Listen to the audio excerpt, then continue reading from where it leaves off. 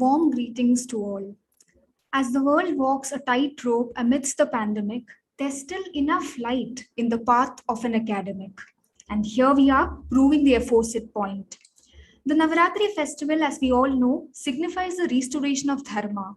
This auspicious season, Ashtamgam Ayurveda Chigilsalayam amidst the pandemic. There's enough light in the path of an academic. And here we are proving the aforesaid.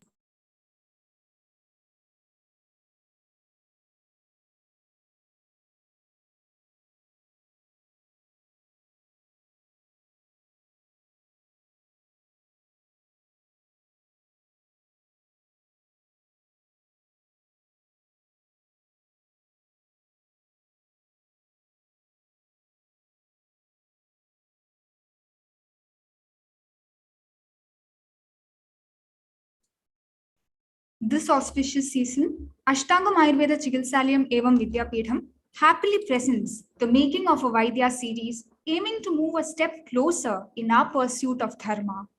This series is intended to equip the students with deep knowledge, thereby shaping a resourceful Vaidya. This is also an effort to present the Ayurvedic concepts to the public in its purest form. First, we have lighting the lamp ceremony. Let us kindle the lamp of knowledge and wisdom.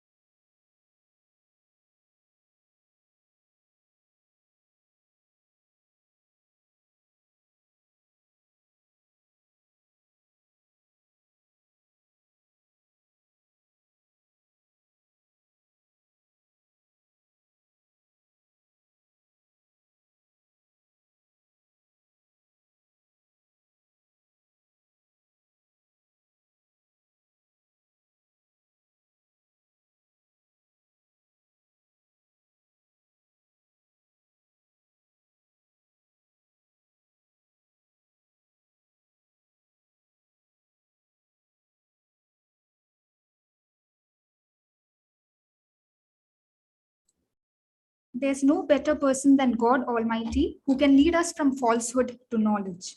Harsha Krishna is ready with a prayer.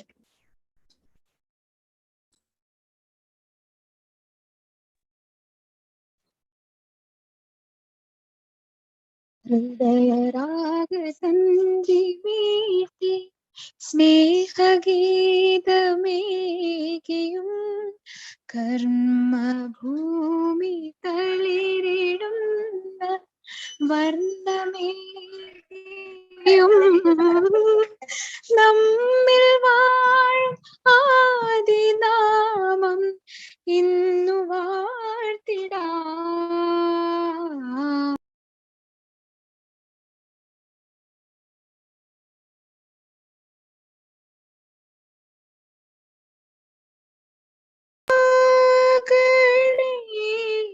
ചോടുവയ്ക്കുമീ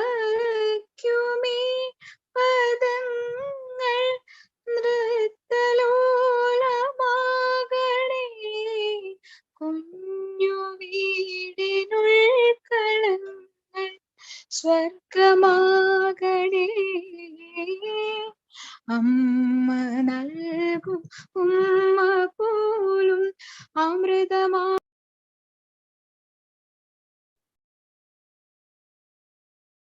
ചരങ്ങൾ ഗുരുവരങ്ങളാകണേ ഹൃദയരാഗ Thantri മീട്ടി സ്നേഹഗീതമേകിയും Karmabhoomi തളിരിടുന്ന വർണ്ണമേകിയും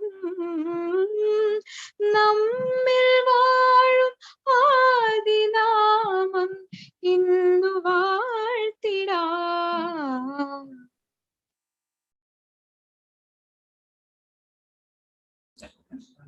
We have a welcome speech by Grishma Purushottaman ma'am, Assistant Professor, Department of Kaumara Vidya. Over to you, ma'am.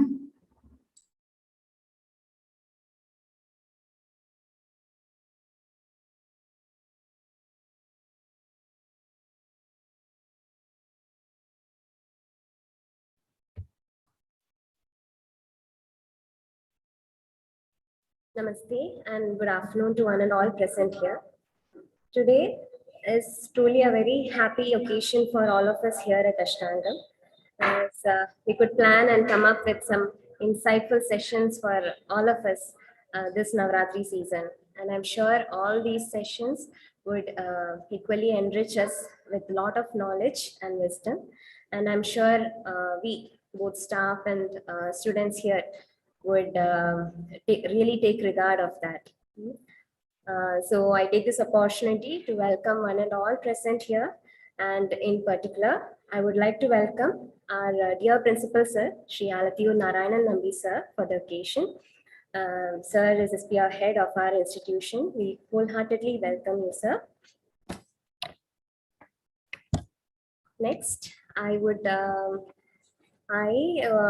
like to, on behalf of the whole institution, welcome the chief guest for today, Shri Vasudevan sir, a great scholar and a great yogi.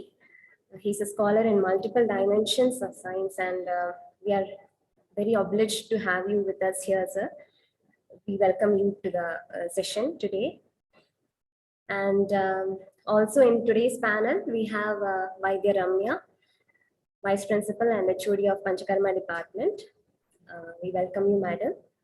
And also in the panel today, we have Vaidya Sri Lakshmi, Assistant Professor, Department of Rasashastra and Vaisheshya Kalpana, and Vaidya Ashwin, Assistant Professor, Department of Shalakya Tantram, and our dear student Harsha from 2018 batch. These are the members of the panel today. And other than that, we are joined in by our dear students and teachers. So we welcome you all. And I'm sure all these sessions of the series would totally enrich us with more knowledge and help us to get back to our roots of our culture that we really cherish. So thank you. Thank you, Anna. Thank you, ma'am. Next, I would like to invite Ramya Radhakrishnan ma'am, Vice Principal and Head of the Panchakarma Department, to give us a brief introduction about this series. Ma'am, over to you.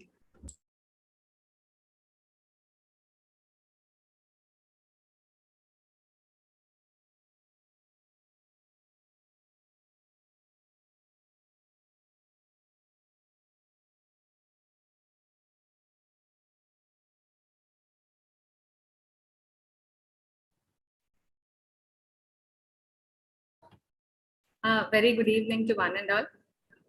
Chaturmukha Samarambha, Vagbhadacharya Madhyama, Asmadacharya Paryantam, Vande Guru Parampara, Ragadirogan, Satatana Shaktana, Sheshakaya Prasadana Shesha, Autsukya Moha Ratitan Jagana, Yo Guru Vaidyaya Namostu Tasmai. So once again, it's a very happy occasion for the Ashtamgam family. Post COVID scenario, when we have restarted our classes physically, probably after a period of more than a year that we are again in the campus physically, we as faculties are extremely excited that we are having opportunity to interact with our students in mass directly, provided everything moves on fast. And at this time, Navratri. Navratri for us, as a part of our culture, especially in Kerala, is a time when we cherish the value of knowledge, wherein Devi Saraswati, the epitome of humbleness, humility, is prostrated, is revered, is understood to be the life-giving sense that basically instills in us the quest for knowledge. So when we speak of Navratri as a festival, rather as a celebration, definitely I think all of us are very aware about it is that celebration wherein the feminine of an individual or the feminine of the existence is being revered as such. Culturally, when we speak about the 3 days for Durga, the 3 days for Lakshmi, and the final 3 days for Saraswati, which basically indicates the 3 different gunas that the feminine has to represent for the best expression of the so-called life in its real sense. And taking forward, we do have different kinds of celebration.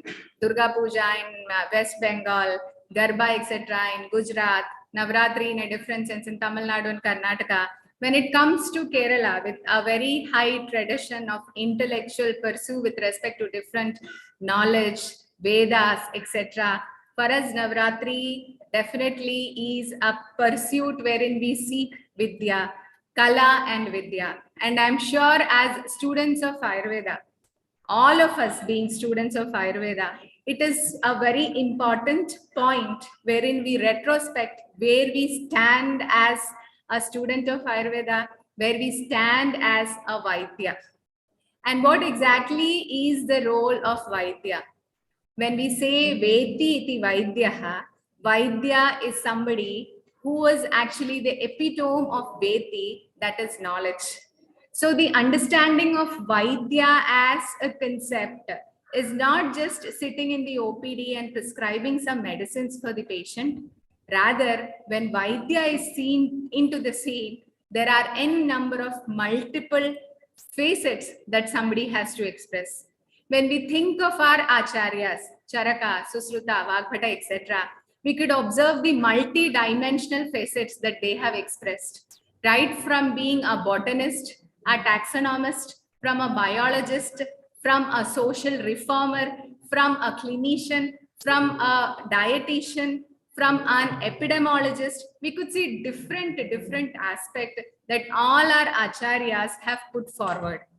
And it's very clear that when a student comes to learn Ayurveda as a student of Ayurveda, he is supposed to be having a background of basic life sciences.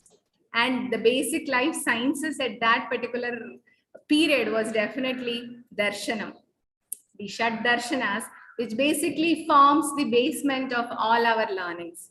Unfortunately, when a student comes after 12th of all our learning and teaching from bio, physics, chemistry, and then come to Ayurveda, and then we see when we try to understand what is Tridosha, Panchabhuta, etc., it becomes very imperative that we feel it's all not at all relating to us.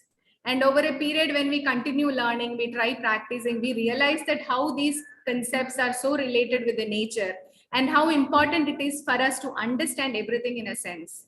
And hence, the basic life sciences, which are like the darshanas, the basic understanding of life in and around us, which were actually imbibed in the form of darshanas, has to be definitely a part of a student who is learning Ayurveda.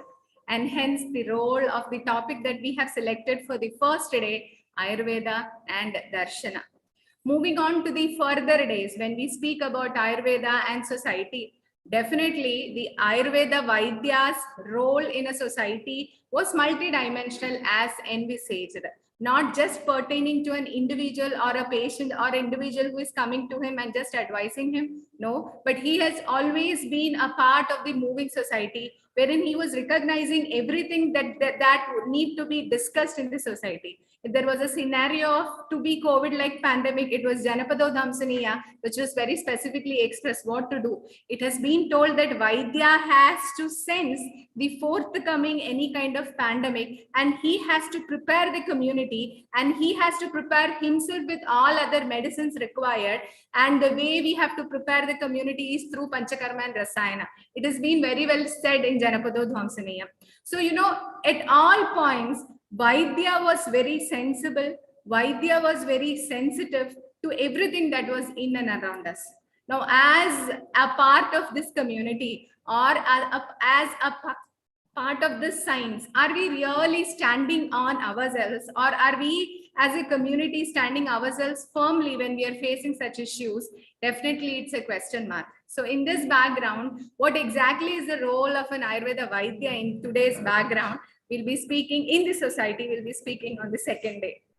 And on the third day, now when we speak about Ayurveda and spirituality, now we in general consider, spirituality something, something to be had after retirement. Our parents sit at home, or our grandparents sit at home and they read Bhagavatam, Ramayanam, etc. Something that anyone can do at the later phase of age when they don't have anything around them to do as such to be involved actively. But that never has been a part of Indian culture, Indian knowledge system.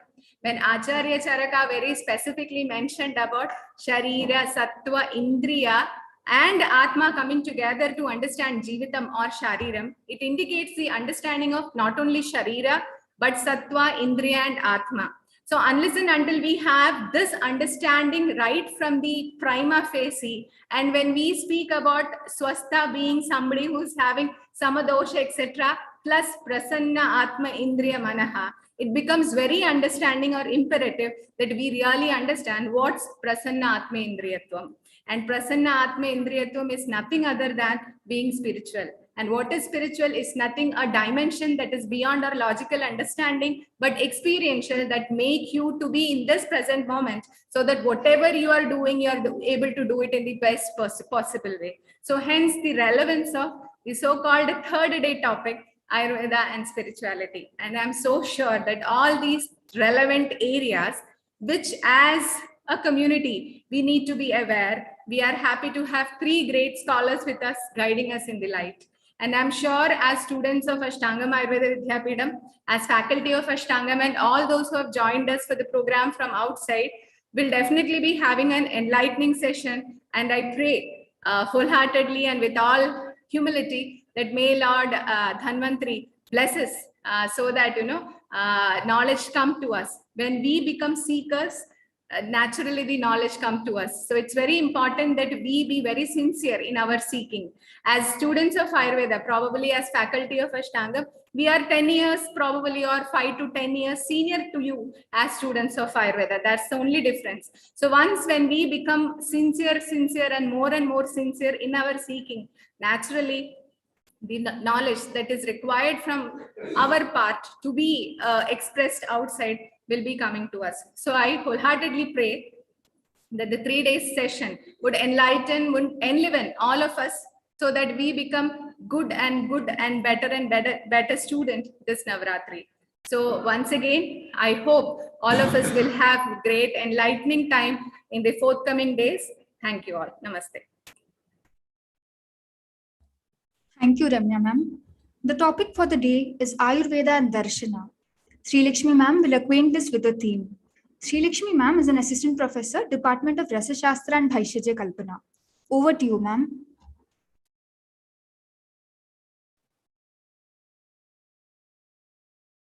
Namaste, everyone. On this auspicious occasion of Navaratri, today the beginning session of Making a Vaidya Talk series is on the topic Ayurveda and Darshana. As we all know, the immense knowledge treasure of India has always guided the world to the right directions of its intellectual evolution. And its unparalleled depth and diversity of this knowledge has always attracted the seekers, not only the seekers from Ayurveda, but also from different corners of the world for centuries. Its culture, philosophy, which has been redefined through eras, imparting and incorporating through erasing, adding, modifying, updating, to assimilate any productive knowledge on the path of evolution. But the current status of these traditional systems, the traditional systems like Indian philosophy, Indian medicine, music, culture, art, etc., is under severe threat of extinction. We all know that. And the credit goes to the centuries of invasion and the post-colonial educational system. Despite the fact that many governmental and non-governmental agencies are working for the revitalization of these streams, the outcome is very nominal and unsatisfactory, mostly due to westernized society and culture itself. Indian knowledge traditions widely have a common platform of darshanas and Sanskrit. Darshanas are the Indian philosophical platform which can be considered as the basic science for Indian knowledge. Darshanas and Vyakarana. Vyakarana here means the Sanskrit language and its grammar are considered as the foundation stones for learning any Shastra in ancient India, not only Ayurveda, but any Shastra in ancient India. So moving on to the significance of learning Darshana and its application with Ayurvedic studies. First one, we can redesign the curriculum. And another one is an accurate understanding of Shastra with its Sadbhava itself. Next one, we can customize the research methodology to maintain the originality of Ayurveda and to update the Shastra for the current era and many more. So today's session with respected Vasudevan sir will definitely help us to have an outlook in this regard and surely will give a spark to all of us to walk ahead. Thank you. Thank you, ma'am. We are highly privileged to have the presence of Acharya V. Vasudevan sir, a proficient personality, yogi, and scholar in Indian knowledge systems. Ashwin sir, Assistant Professor, Department of Shalakya Tantra, will now introduce our guest. Sir, over to you. Namaste, Vanando. A yogi and scholar in Indian knowledge systems, Acharya V. Vasudevan has been a part of Ayurvedic Pharmacy Group, Coimbatore since 1981. Presently, he is the advisory faculty of Ayurvedic Trust.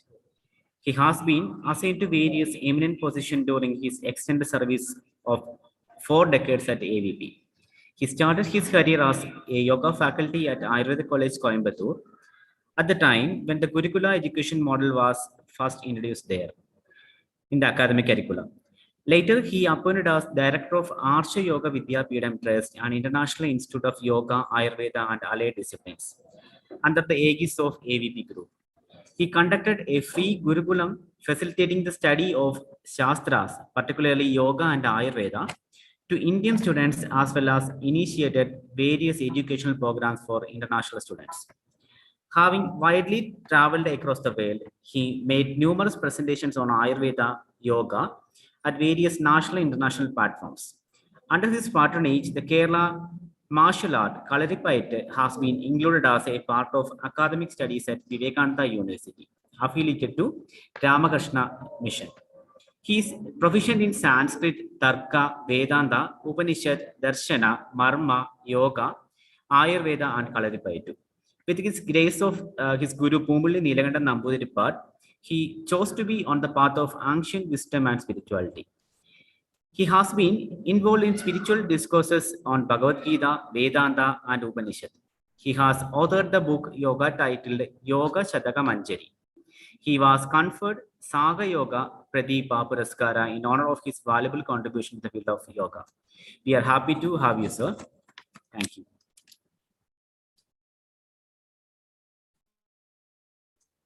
Thank you, sir. All are requested to switch off their cameras and mics. Doubts can be entered in the chat box and they'll be addressed at the end of the talk. Vasudevan, sir, you may now begin your session.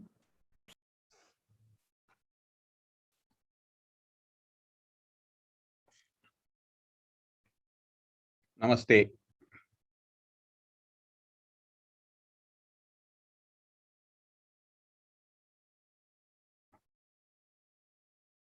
My friends, teachers of Ashtanga, Vaidyas, and all great teachers. First of all, I thank you for giving me an opportunity to be a part of you in this very auspicious day, the Navaratri. That also in connection with our beloved Krishna Kumarji. And I very much appreciate that Ashtangam has come forward with an idea of developing and propagating the Indian knowledge systems. And this initiative is very much appreciated, and I'm happy that I am part of it. Today, the topic is Darshana and Ayurveda. Very relevant topic in the study of Ayurveda. See, Darshana is a part of the Indian knowledge systems.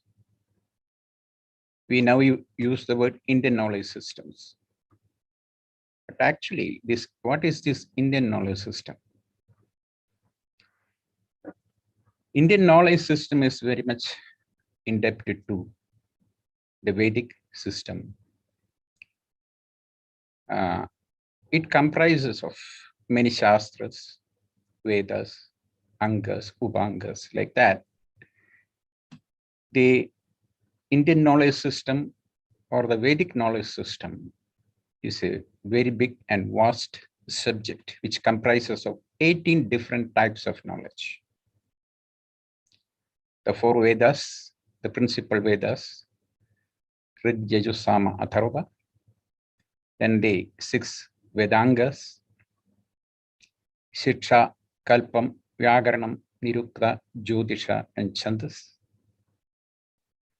Then the Upangas, that is Purana, Nyaya, Mimamsa, and Dharma Shastra.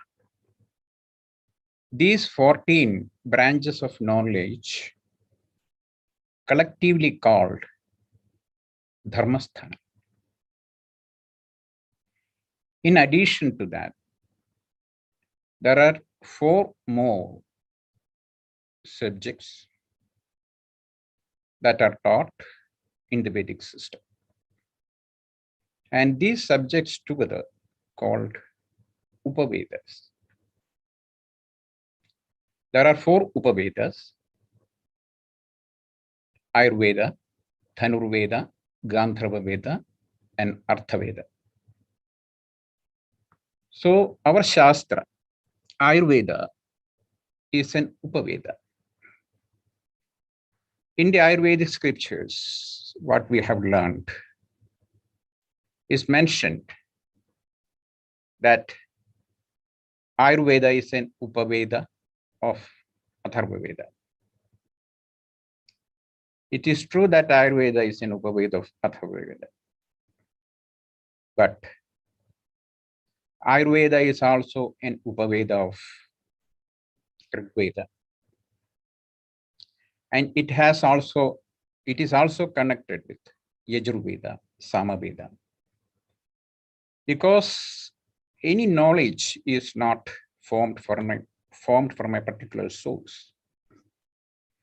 Every Shastra, every piece of knowledge has many different sources, because the Vedic system is a vast subject and they are interlinked together. So this Ayurveda, Sushruta says that Ayurveda is originated from Atharva Veda. Because Sushruta is the surgeon who introduced this Shalya Chikitsa, and he had a lot of focus on certain areas like the Bhuta Chikitsa.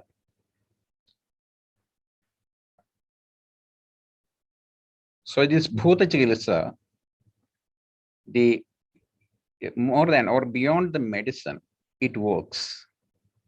That is Atharva Vihita Shanti. There is a part like that. Atharva Vihita Shanti. The Shanti or the remedy or the medicine. Medicine is not just medicine. First, we should understand that medicine is not just medicine. Whatever things or methods or anything that we use for the healing is called medicine. So it is a process in which many things are coming in. That is why we do have this Daiva Chikilsa, Asurika Chikilsa, Manusha Chikilsa in different ways. So the idea is finally to heal, the process of healing. So it could be anything, because a human being is not just a physical entity. There are many aspects of a human being. That is a physical aspect, the subtle aspect, mental aspect, the intellectual aspect, the spiritual aspect, various aspects of it. So how do we know these various aspects of a human life?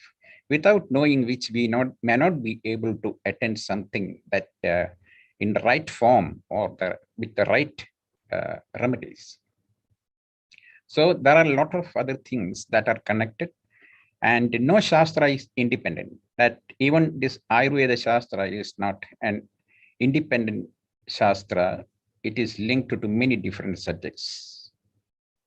It's an outcome of many different types of knowledge. So Ayurveda is not a single system. Ayurveda is a system that was brought actually because as an Upaveda, Ayurveda is an Upaveda. What is Upaveda? It's not the Veda, but it is connected to the principal Veda. So you call it Upaveda, which is auxiliary. That means it had to borrow the knowledge or the principles and doctrines from the Veda. That's why I said it is not independent.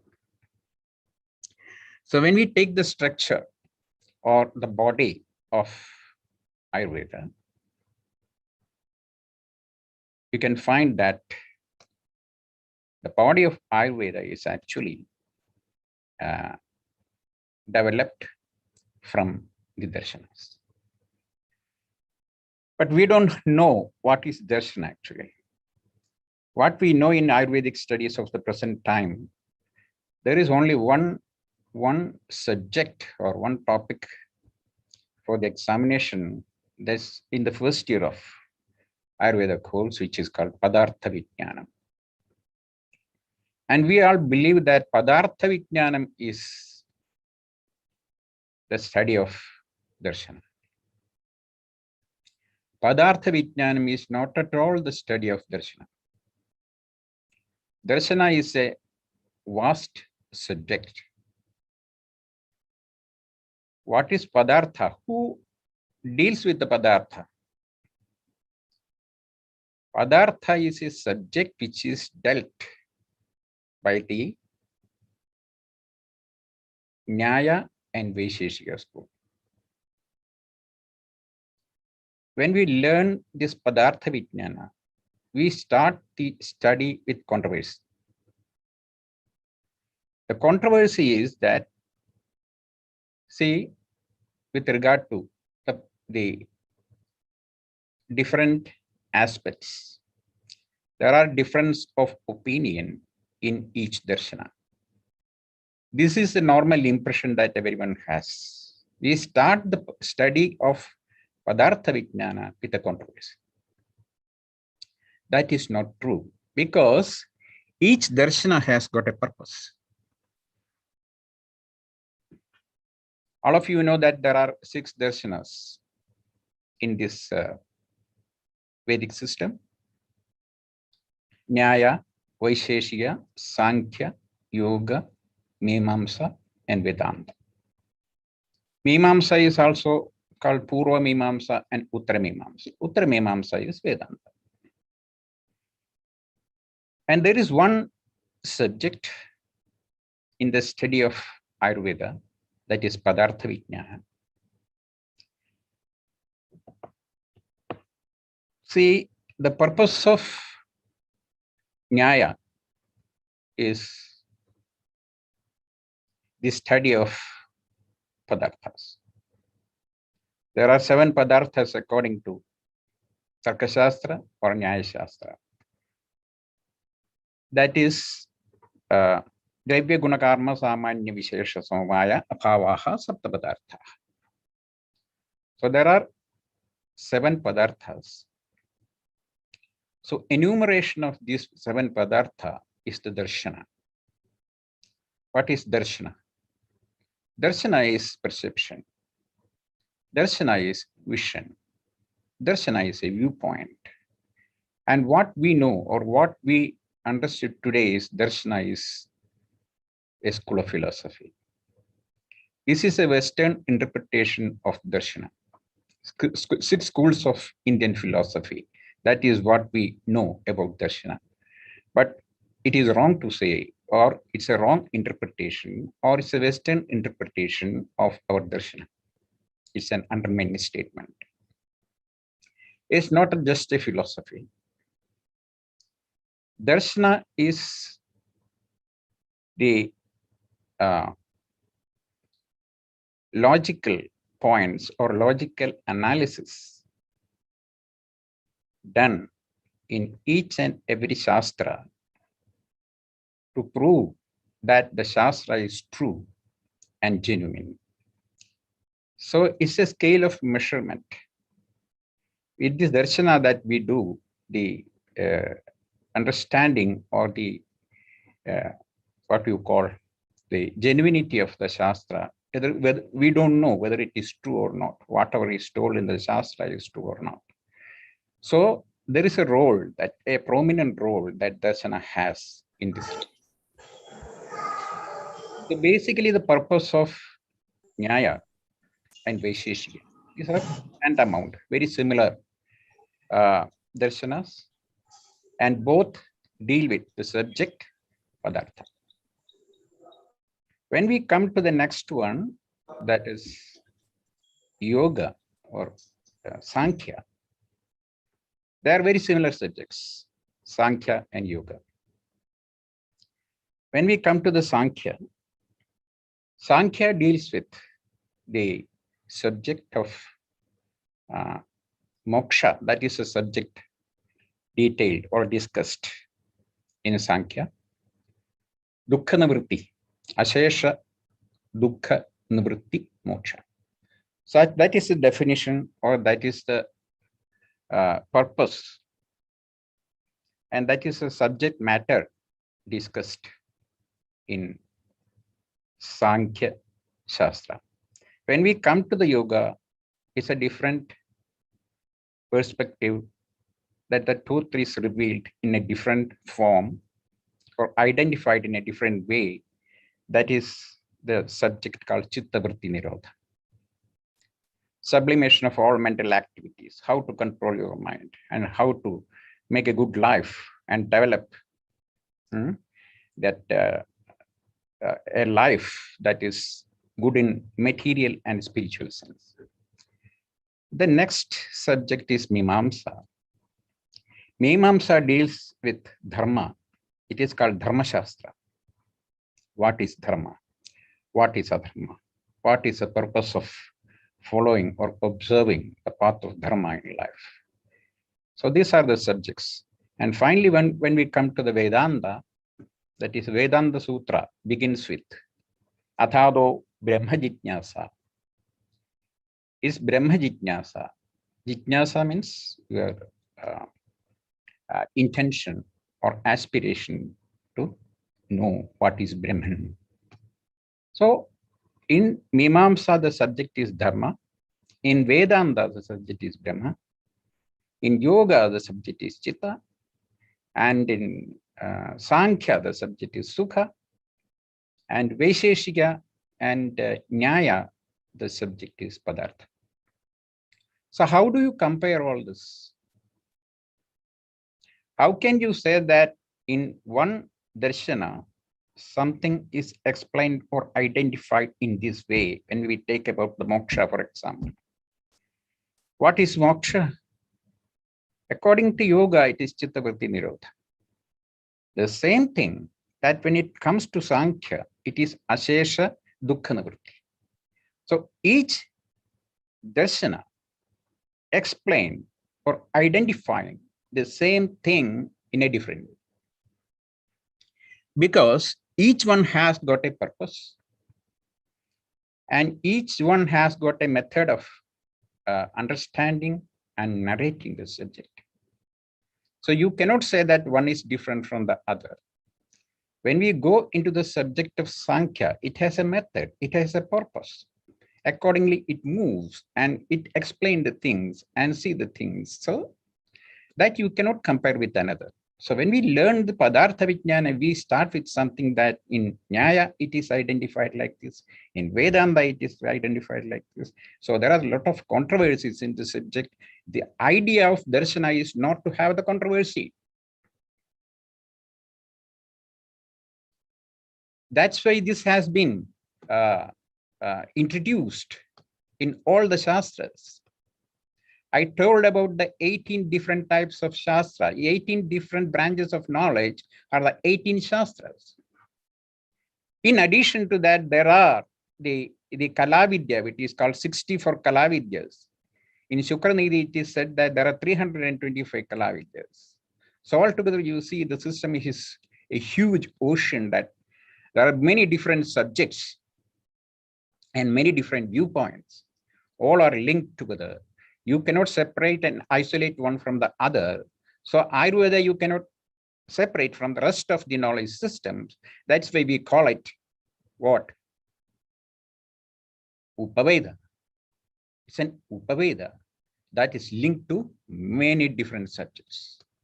It is linked to Veda, it is linked to Vedanta, it is linked to Vedangas, it is linked to Upavedas. Like that, everything is connected to that, without which you cannot find this, or you cannot. So the Darshana is not Padartha Vijnana. Padartha Vijnana is enumeration of the Padarthas, and this is a topic discussed in the Darshana, Nyaya, and Vaisheshika. Both together is called Tarka Shastra. There is a slight difference in the narration and their viewpoints, and both are very similar. And in the ancient times, these two shakha, or the branches, were separately studied and practiced. After some time, when this new Nyaya or new Nyaya, Navina Nayayigaha, when they came, that is a period of Udayana, this got merged and joined together and formed a single system, that is Tarka Shastra. And the basic text what we are learning in that is Tarka Sangraha. That also we are not learning in our Ayurvedic studies. It is very sad that this subject has been totally neglected. And even if the subject is there, it is not in the right way, or the purpose is not served. Unless the purpose is served, there is no point in learning it, or you have to reform or change it in a, or what do you call, reform it and introduce it again in a different, the right method that we have to do. It's high time to do that. The problem in olden days, I know, not in olden days, even the last generation, they had very, very good Vaidyas. And there were also average Vaidyas.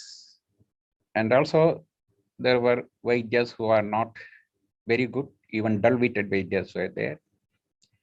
But one thing was very common in all of them that I could find, that their faith in the Shastra,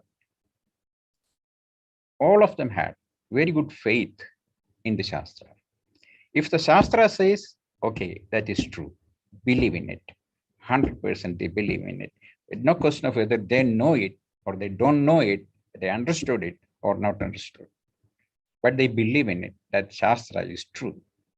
But this is not there, that kind of faith we lost. There are intelligent students in the colleges. There are intelligent teachers, very brilliant people. But still, one thing is missing, the faith. When the faith is not there, the confidence you cannot develop. So, without faith, confidence cannot develop. Without confidence, you cannot be a competent Vaidya. So we have to do a lot at the very fundamental level of Ayurveda. See, when I was young in my days, that the study of Shastra was in a different line. I always tell you that Gurukula is the perfect method of learning. It is not bringing a Gurukula education in academic setup. That's not the idea. Gurukula is a real Gurukula. That is a guru-disciple relationship. And that's because this Shastras, our text like Charaka Samhita, Susruta, Ashtanga, all these are composed or narrated in a line of Shruti. Shruti means Sravanam, that is oral tradition, the chanting and listening. That is a method. So it is easy for us to learn Charaka Samhita, Ashtanga from a Gurumukha. That's my personal experience when I was a student with Umli Nambudri. I used to read the book that is reciting the shlokas, and he explains 2-3 times. And after that, there is no need of again going home and reading it again to make it by heart. Because the moment he teaches is by heart, and it's there in your heart, anytime that you can think about it, you can recite it, and you develop a kind of memory which is unimaginable, the kind of memory that you can possess. So method has certain values, certain specialities. That method we have totally taken away from our this thing that in the education, and that is really a big problem today. Anyway, that is not easy to bring it back, and there is no point in going to the old style of society and starting with the Gurukula. Anyway, Gurukula is the best. So let us see what's the relevance of Darshana in the studies. The Darshana is not only a subject of Ayurveda. We came to know about the Darshanas just because of one paper in the Ayurvedic education, that is the Padartha Vijnana.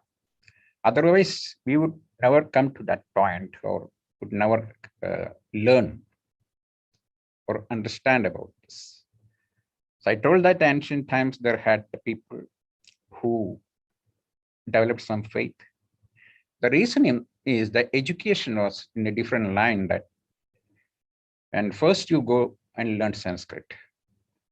After learning Sanskrit, that making a very basic foundation of Sanskrit, next you move on to the study of Tarka Shastra. So that is a basic level, the fundamental. Then you decide whether you have to learn Ayurveda or Jyotisha or Vastu. That depends your interest. And also the subjects that your guru is proficient in. And thirdly, the tradition that you follow, the family tradition or Guru Parampara. Accordingly, you come to a point that which subject that you have to learn. Accordingly, you choose Ayurveda or Yoga or Vastu Shastra or Jyotisha, whatever it may be, and become a master in that. What does it mean? That basic foundation of every Shastra is Tarka Shastra. Kanadam Paniniyam cha Sarva Shastropakaraka. There is a saying like that. Kanadam Paniniyam cha. Kanada means Vaisheshika Darshana is Kanada Shastra. Kana means Paramanu. So they deal with the Paramanu. And these Vaisheshikas believe that the entire creation and the whole universe is created by very small particles called Paramanus. Paramanus cannot be divided. That's the last of it and the end of it. That's the minute particle.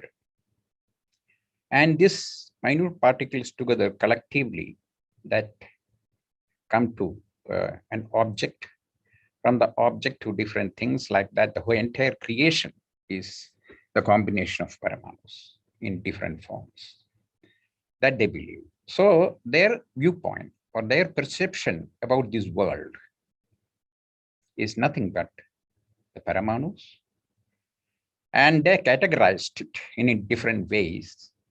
And this categorization are the seven Padartas.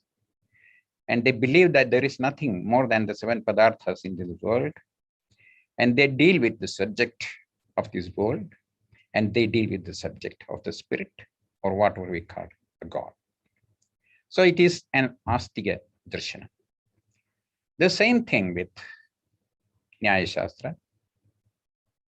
They deal with the subject in the same way. But there is slight difference that when we go to the Pramanas, Vaisheshika accepted only Pratyaksha Pramana, Anumana Pramana. But when you come to the Nyaya, there are four Pramanas again. The Pratyaksha, Anumana, Upamana, Shabda. Vaisheshika doesn't agree with Abhava as a Padartha. And sometimes they do not agree with Akasha. So such kind of difference is there. Apart from that, they are having the same ideas and same approach about the understanding or realization of truth. When we come to Ayurveda,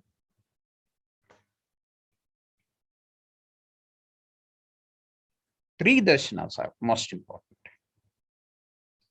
Nyaya, Vaisheshika, and Sankhya. Sankhya Shastra is equally important.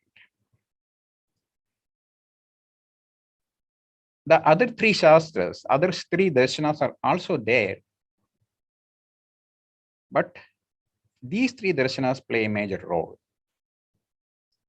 Nyaya, Vaisheshika, together, Tarka Shastra, then Sankhya Shastra.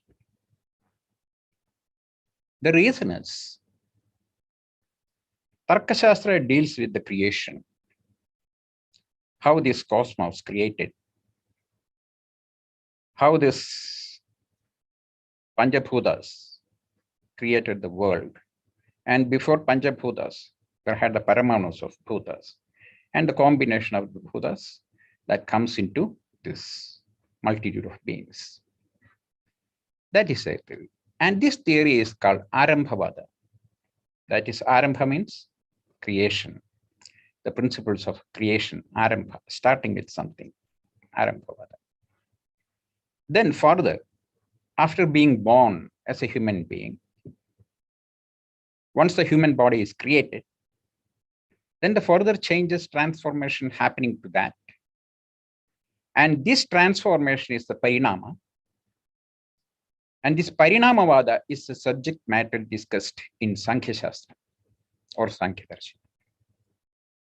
The further transformation or the changes happening to this human being during his lifetime till the end, that is the death. This is the subject, or this is the theory taken from Sankhya Shastra. So there are two things now, Arambhavada and Parinamavada. Arambha is creation and Parinama is further transformation. So when you look at this darshanas in our Ayurvedic scriptures, if you want to take some reference that this is the darshana from Sankhya Darshana, or this is Vaisheshika Darshana, or this is Yoga Darshana, you cannot find it. Because the darshana is not a separate subject in Ayurveda. It integrates with everything. Because I told you that the structure or body of Ayurveda is nothing but darshana. Where do you get the Panchabhuta principle in Ayurveda? We call it the Ayurvedic principle of Panchabhutas, but it is not Ayurvedic principle of Panchabhuta. the principle of Panchabhutas widely discussed in Nyaya. So this knowledge that we have taken from the Panchabhuta theory is imbibed to Ayurveda from Nyaya and Vaisheshika. Then when we come to the next point, that is Tridosha principle, Vada Pitta Kapha, we call it our Prakriti. These three, that is Vada Pitta Kapha, which is called the Tridosha. This is the contribution of Rigveda, which is called Agni Shomiya, Agni and Soma. Agni Shomarpagam Jagat. The entire universe is nothing but Agni and Soma.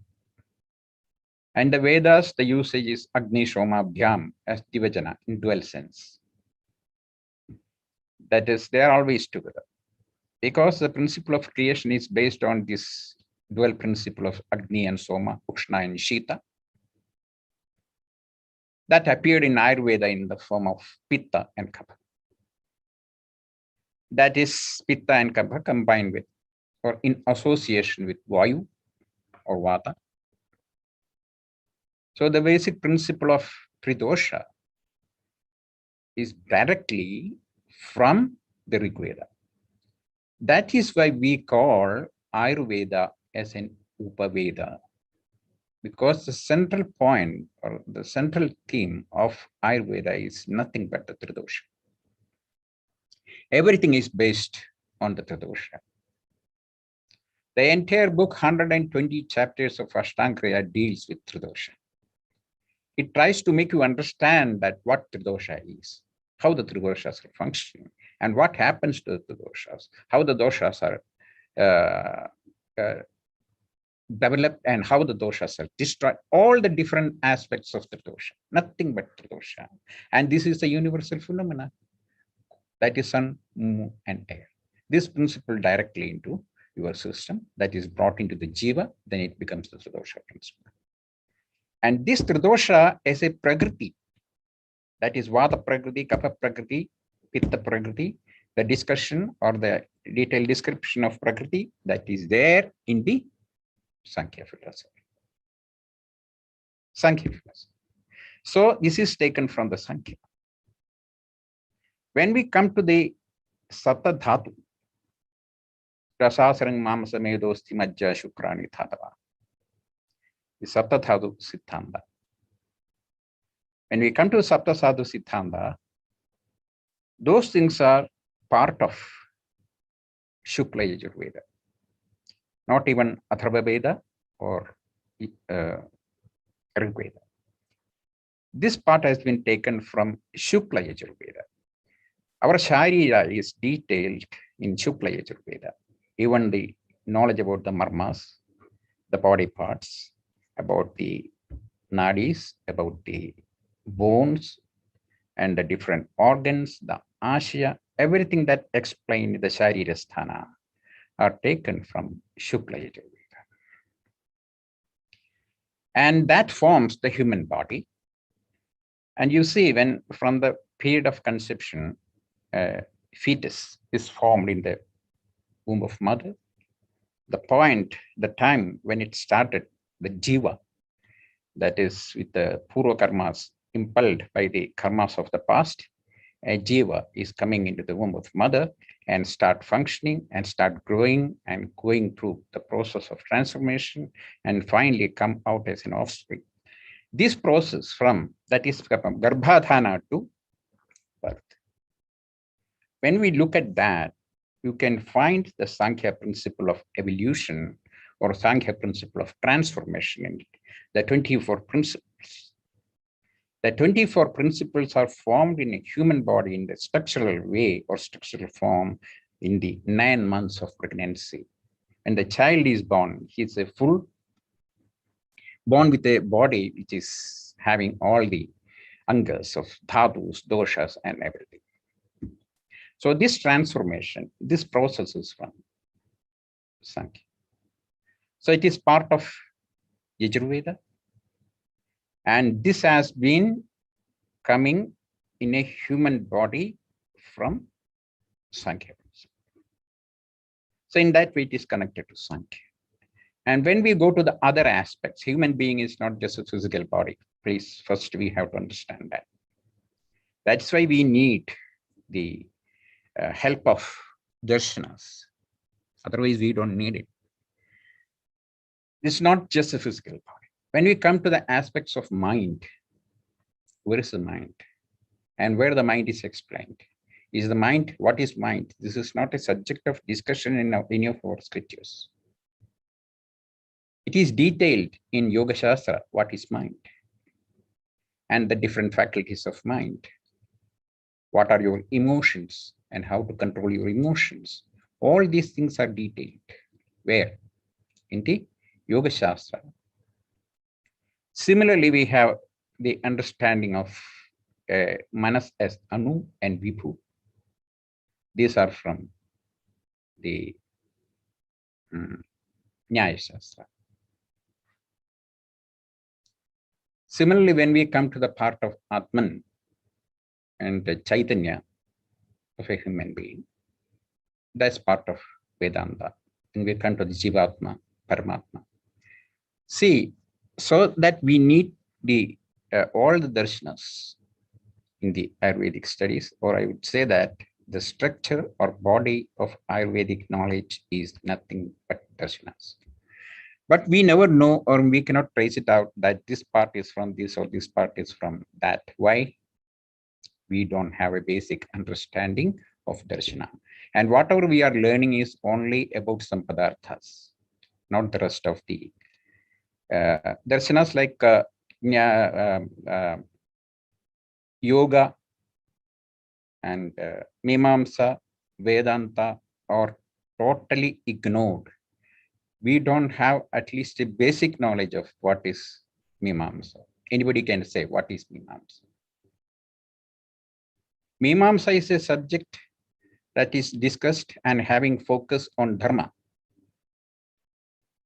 See, we have it in Ayurveda as Sadvrita. We do have the part of dharma, it begins like that.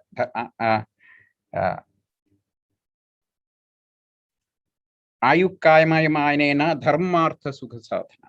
Dharmartha sukha sadhana. Dharma is the point that is discussed in the beginning itself.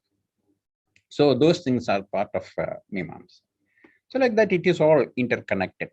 So a human body is like that. More than that, you see, our question is that we learn the Shastras in some shlokas from the Samhitas or the later editions like Ashtanga Hridaya or Ashtanga Sangraha. But the basic question remains that whether these explanations about our Shastra, that is about the human being, is true or not. We don't know. We don't know whether the doshas are there or dosha functioning is happening in the body because we don't see the doshas. Our experience is only the physical body, which is made of the bhutas, not the subtle aspects. We know that there is a mind, but we cannot experience the mind with any of the sense organs. Because of the mind, all experiences are coming to us, but we never know that, or we can never experience it. It's not visual, it is not audible. So any of the sense organs you cannot apply to know about the mind. Then how do you say there is a mind? See, the Western understanding of a human mind or buddhi or manas is the brain. They try to find it physically or try to identify it physically and giving the treatment accordingly. And this has been a problem in Ayurveda today, that because of the Western interpretations, everything we are using the Western interpretations. Who said that Ayurveda is science of life, not the Indian? Science of life is not the explanation for Ayurveda. Like that, each and everything that we see explained according to the Western interest, and that we are blindly following in the studies. Why I am telling this? Because a vast study on the subject Darshana is done by the Western scholars. Many people have come to the Varanasi in ancient times, and they stayed there, lived with gurus and mastered all these darshanas. And there's, when you look at the Google, you can Google it and see that all that materials about this subject is written by all foreigners. And this is the thing that we are learning now in our universities in India, and trying to, and in the universities, if you want a PhD or any other degree, you have to learn according to this interpretations of the Western scholars. Because I have traveled a lot, and I have seen people like that who are masters of these subjects, and had many discussions with those people. So I know it very well. So this is the way that we are learning it now. The thing is that why in ancient times our Vaidyas had faith and confidence in our system, which we are lacking today in the present time. Why we don't have that? This is a big question. The question is the use of Shastra or use of Darshana in our Shastra is in the form of Pramana.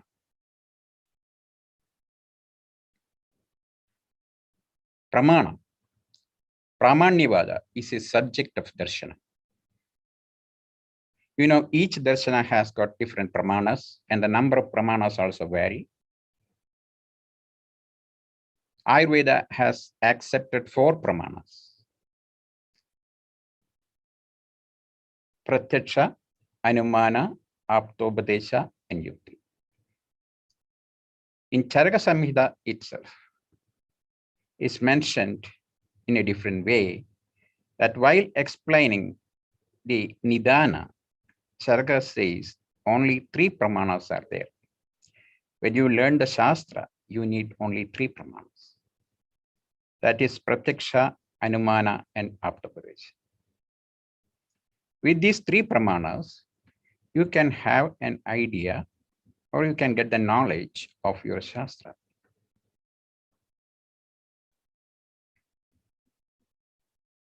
But when you come to the Chikitsa, that is a practical aspect or applied aspect of our Shastra, there is one more Pramana is added, and that Pramana is Yukti.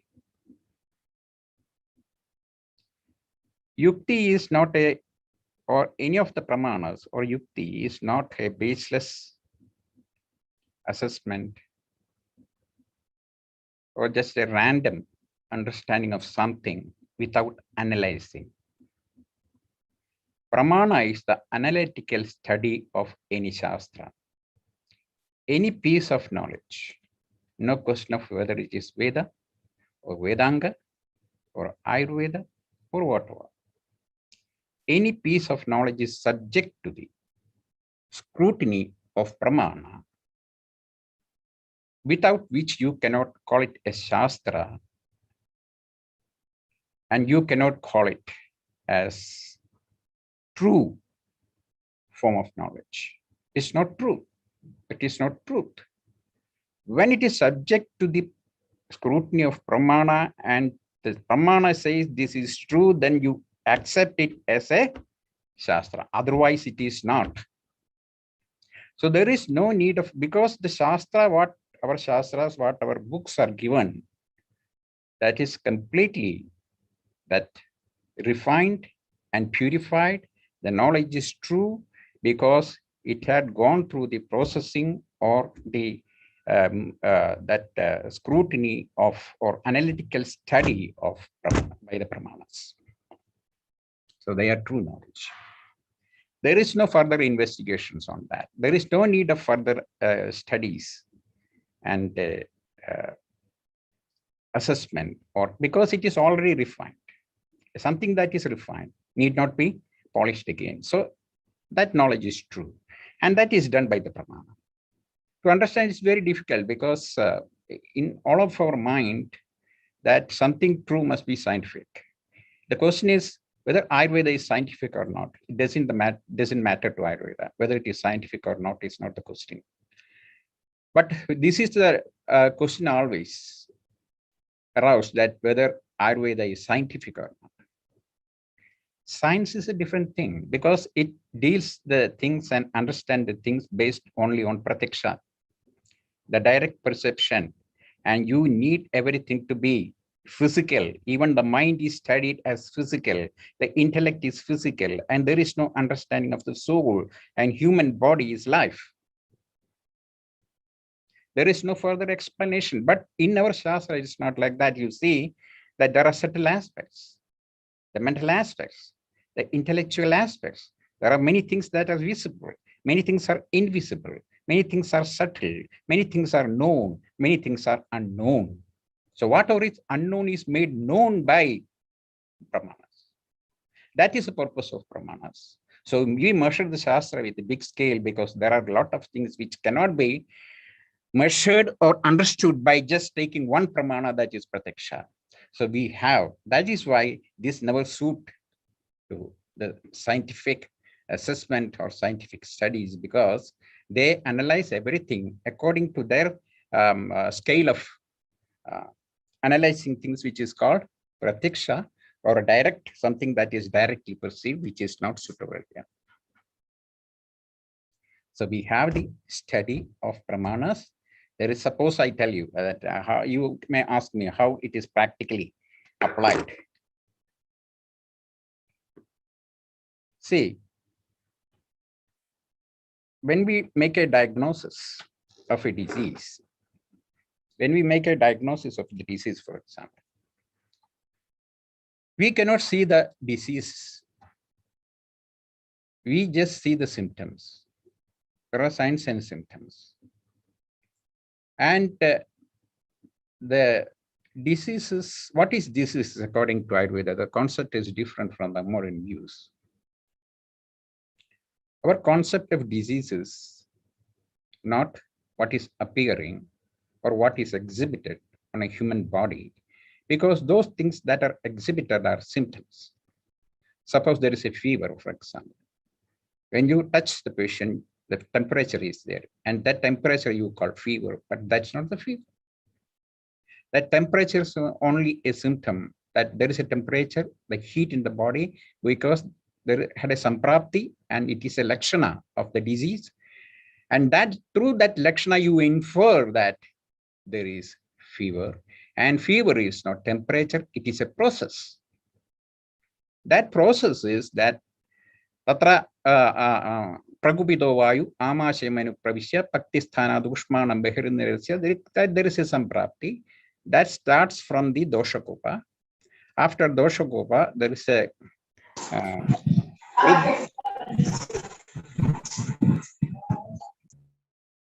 so kopa is there, prasara is there, thana samshraya is there, vyakti is there, like that. It's a big process. So that process is the disease. So actually, though samprapti is part of nidana, I would say that samprapti itself is a disease from the onset, from the point of doshakopa to the onset of disease. The entire dosha process is called samprapti. Our treatment is against to this samprapti to bring the doshas to the normalcy. So the disease we never see, that we had never seen that doshas moving from the amasya to the rest of the dhatus and finally coming to the skin. We cannot see that. But we again infer that when there is a temperature, there is a doshakova like that. And this doshakova is taking the dosha from the amasya to the skin, and we have to treat against it. The basic dosha that is in the amasya. So ama is the condition there. So we have to give the medicines for ama. You give the paya for as a food, and you give the hot water to drink, not the cold water. And these concepts are different or against from the modern understanding of fever. What they do, they take something that is cold or ice on the forehead and the stomach. That is against our principle. So the idea of disease is not that what you call collection of syndrome. When these things are seen, this is the disease. Not just thing, it's a process. So even this word pathogenesis is not the right thing. And it is a process that we should understand by seeing the symptoms. So mostly we are using one pramana which is called Anumana. Pratyaksha, you have the lakshanas, and Anumana, you have the knowledge of the disease. So to identify the disease, you are applying this Anumana pramana there. So suppose there is an yellowish discoloration in the eye. What do you know from it? Basically, based on doshas, you make an assessment that there is yellowish discoloration, and which means or which indicates that there is a dosha kopa and that pitta is vitiated. Yatra yatra pidatvam, tatra tatra pitta kopa. So whenever there is a discoloration of yellowish discoloration in any part of the body, it indicates that there is a pitta kopa in the system. So like that, we come to the point of Kamala, that this is diagnosed as having Kamala to this person because there is Pidatum in the eye. With the Pidatum, you come to that. But this is not the idea of the Western science at all. They have seen only the Pidatva in the eye, which indicates only the yellowish discoloration in the eye, but it never indicates that there is something wrong somewhere. You lost the connection. There is no connection at all. So everything cannot be brought into the system of pratyaksha or direct perception. Direct perception is an indication. Even in Ayurveda, in any of these pramanas, we don't believe that something that you have seen is true or not. That is not the idea here at all. See, I shall tell you an example. I don't know how much you will be able to understand it anyway. I will tell you how we perceive, how we look at the things, how we are different from the Western point of understanding. When you see a pot, what's your impression there? This is a pot. This is a pot. So when the pot is removed or the pot is destroyed, your knowledge of pot is also destroyed. But the Vedic view or the Darshanic view is different. When you see a pot, I am Khada. How do you see that? Your understanding according to your Darshana is not this is a pot. Khadam aham pashyami. I am seeing this pot. In what way it is different from the former? I am seeing a pot. When I see a pot, I try to understand what the pot is. So what does it mean? Khadam aham pashyami. Ko nama khada. What is that pot? And when we look at this point, that what is the pot? What is that pot? You got an idea is what is the pot. And that time, if you remove the pot, your knowledge still remains about the pot, that this is the pot. Pot is like this. So the knowledge still remains even after the pot is removed. So the knowledge still remains. Now there is pot. There is a time there was no pot, and future there is no pot again. It also disappear, but your knowledge remains that what is pot.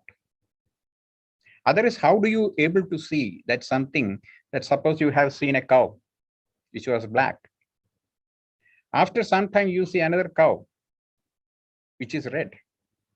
How do you differentiate? How do you understand this is a cow? Because before you had a memory of a cow which was black. Now you had seen something different from it, but you realize that this is again a cow. But you have never seen a red cow before. How do you know that this is a cow? Something remains with you. That is a Darshanic view. What is remaining with you? It is not the black cow or the red cow or Chitrapashu, that is a cow with multicolors. What remains with you when you see a cow, when you see a pot? The jati, the khadattam which remains with you, or gotam that is remaining with you, and based on that the knowledge develops.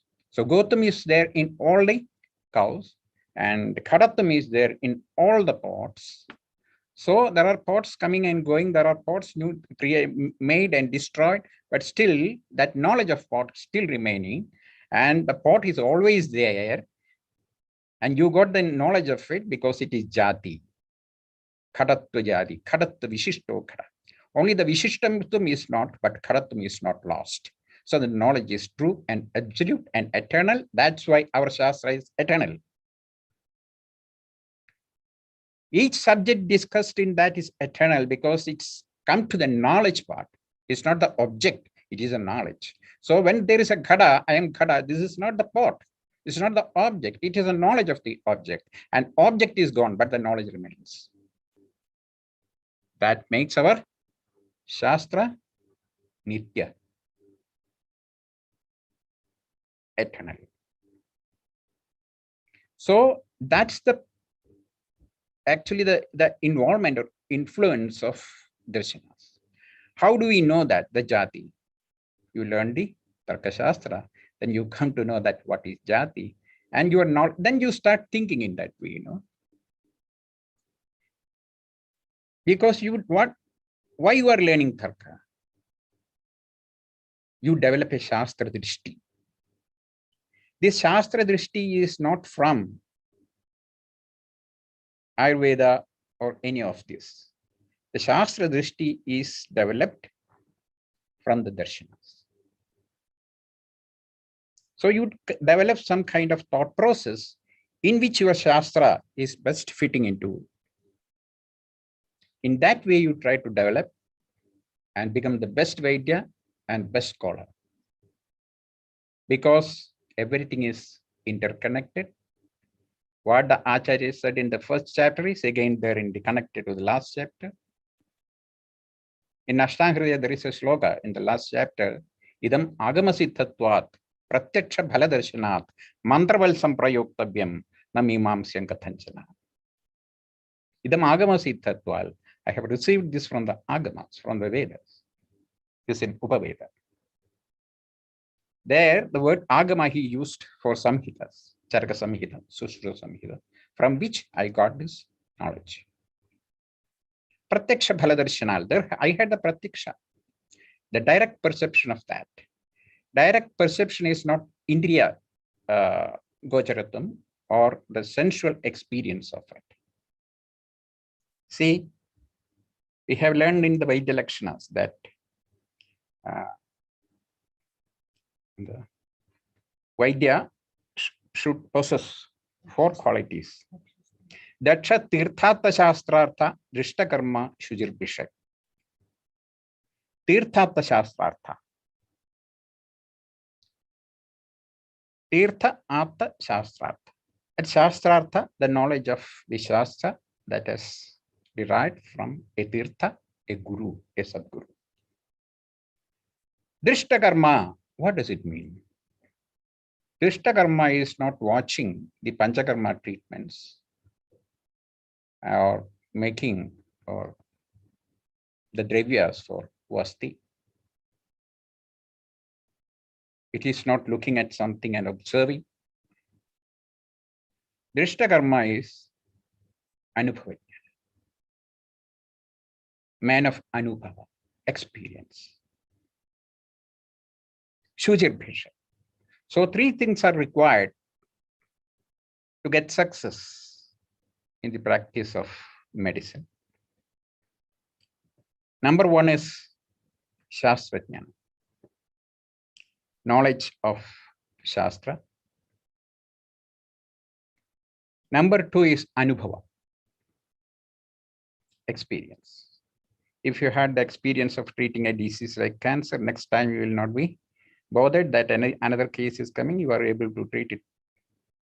Because you got already the experience, you develop a kind of confidence. And finally, Yukti. These three things are very essential. These are the essential requirements to get success in Chikitsa. Shastrajnanam, Anubhavam, and Yukti. So this Yukti is, that's why Pramana in Ayurveda. But these Pramanas we have adapted from the Darshanas, because in the 6 Darshanas that you can see that 2 Darshanas are having Pramana Nirupana. What is Pramana? This is not a subject of discussion in Ayurveda. What is Darshana? That has been discussed mainly in 2 Darshanas. One is Nyaya Darshana and other is Mimamsa Darshana. So they discuss about the elucidation of Pramana. What is Pramana? How to apply the Pramana? What is the use of Pramana? These are the subjects discussed mainly in Nyaya Shastra and Mimamsa Shastra. And Ayurveda accepted the Nyaya Shastra because this is fundamentally based on a human body, not the spiritual aspects mainly. When it is a spiritual aspect or connected to the rituals and spirituality, then you would have taken it from Mimamsa. In Mimamsa, there are 6 Pramanas. Pratyaksham, Anumanam, Upamanam, Shabdam, Arthabhati, Anupalabdhi.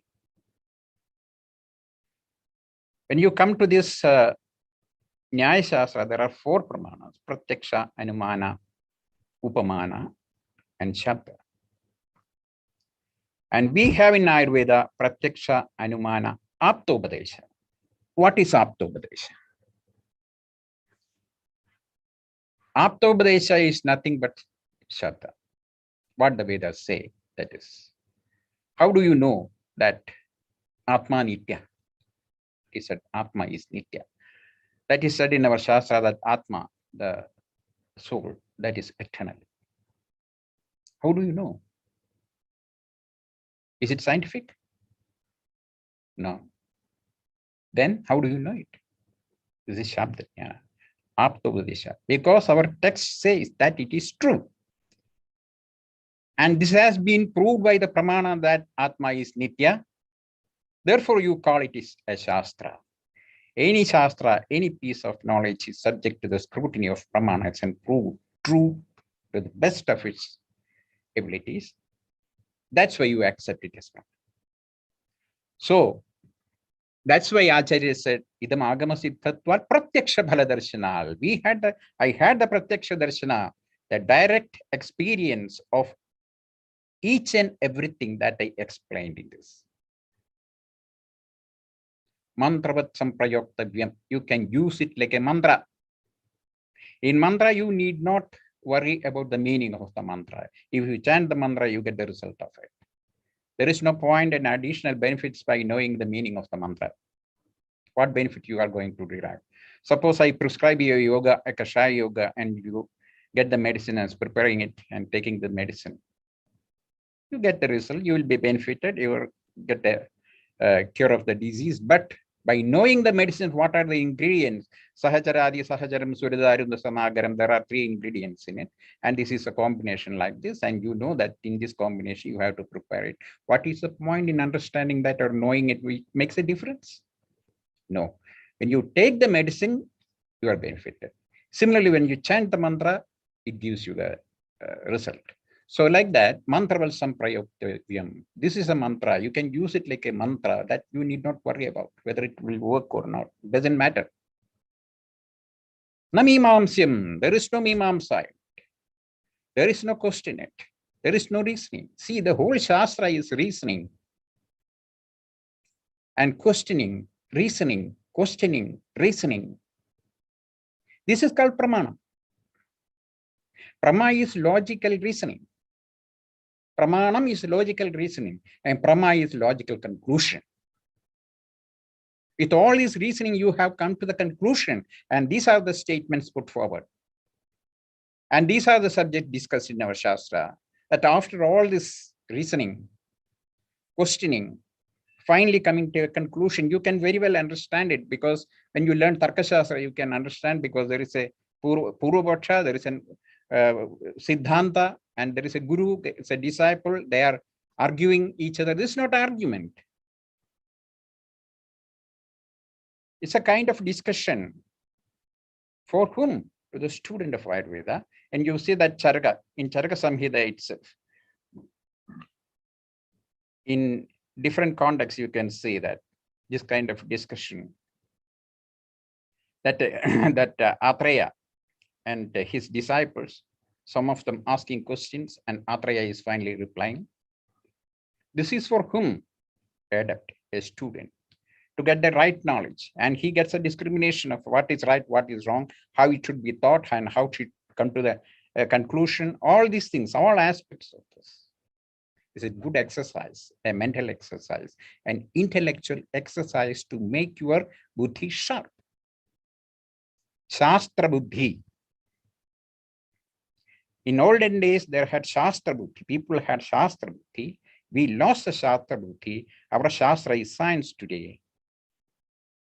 And science cannot explore all these details what are given in the Ayurvedic scriptures, because that suits to the science. Any parameters you are using to analyze the things are best suited to science. And those are not the parameters here. To make a measurement of a metric meter or the volume of water or the air is different. How do you measure the air? With the blow of wind, blow of the air, the water in volume, a cloth in the meter, and Akasha with none else. So there are different meters or different things for the measurement, or different scales used for each one. Later, we have in Ayurveda, we have the different scales, the pramanas, to make an study, an analytical study of each and every topic. And finally, we mix all together and see this knowledge about the bhutas, the dhatus, the doshas, everything from different darshanas. When these darshanas and these kind of knowledge, like the bhutas and dhatus and doshas, everything combined or merge into human life, that becomes Ayurveda. So Ayurveda is something that deals with the life. Life in the sense is not just the life, it is not just the health. The idea of Ayurveda is a life that you have, or birth that you have, or body that you have taken to fulfill certain karmas that you have to fulfill in your life, which is called Purushartha. Dharmartha sukha sadhanam ayu kamaya mayena. It starts like Dharmartha sukha sadhanam. It is the instrument, the body is the instrument, or the life is the instrument to achieve or attain the Purusharthas, Dharma, Artha, Kama. And Kama is called Sukha. It is defined as Atyanta Sukha and Atyantika Sukha, and that is also what do you call? Atyantika is the ultimate. Avastika Sukha. That is at the present time that you feel your body in your life, the happiness that you enjoy. And this is called Avastika Sukha and Atyantika Sukha. So it's a big purpose. There is a great purpose in it. And the root is Dharma. And where do you get the idea of dharma in Ayurveda? It's from imams. The idea of dharma is from imams. The idea of charya is from imams. And we have this deva chikilsa, that is the rituals and the spiritual healing. And where do you get it? The yajnas, where do you get it? It's from imams. The mantra part, where do you get it? From imams. So that's also there. So like you cannot trace out something that is to make a project like a topic to discuss Darshana and Ayurveda, taking something from this or some relevant points. You cannot do that because it's totally involved or integrated with the subject. So this Pramanyavada or Pramanas that are taken from the Darshanas, and that is the integral part of Ayurveda, and make it genuine. And we call it Ayurveda as Anadi, Nitya. How can you call it? Because we have done it is scrutinized by Pramanas and found true, not now, all the time. See, our Shastra is, we call it 5,000 years old. How can you say it is 5,000 years old? How do you know that? Where is the history? Who had written the history of 5,000 years old? See, we live with food. We live with water. We live with air. We live in this atmosphere. When this vegetation started, or when these vegetables or herbs created on earth,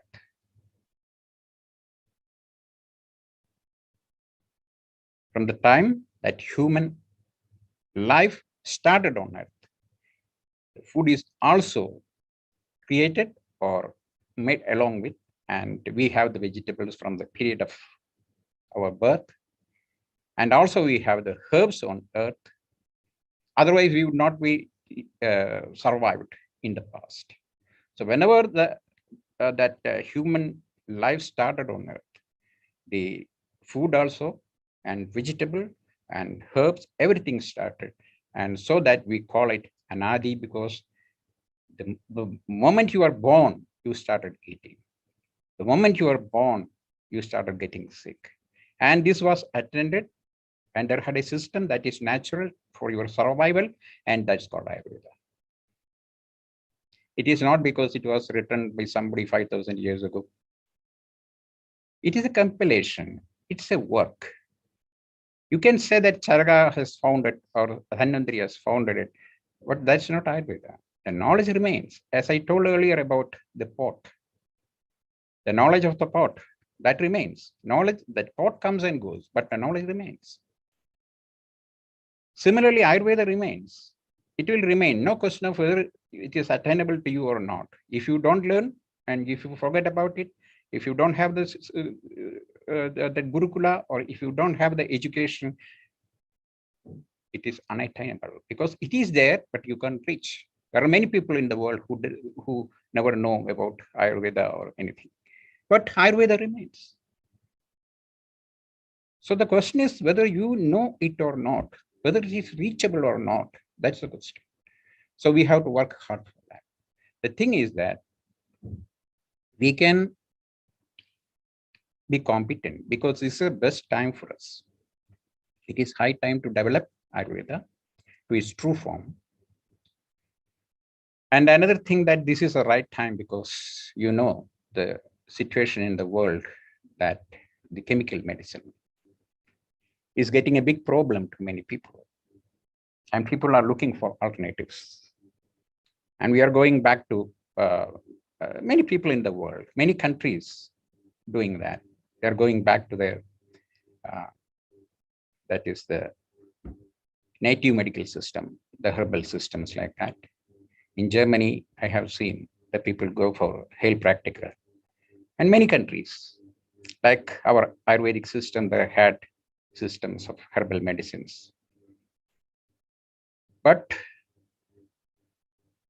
now we have this knowledge. which is, we call it 5,000 years old, or since the time of human birth on earth, is still surviving. The Western medicine, it's only 200 years old, maximum 150 or 200 years old. Do you think that this system will continue for another 5,000 years like Ayurveda? Perhaps Ayurveda, it may continue for another 5,000 years. But do you think that this 200 years old medical system will survive for another 5,000 years? So we can be proud of the system, and we need to work hard for that. Our education is mostly in a distorted form, but our samhitas are written in a way that it should be connected and applied in a proper way.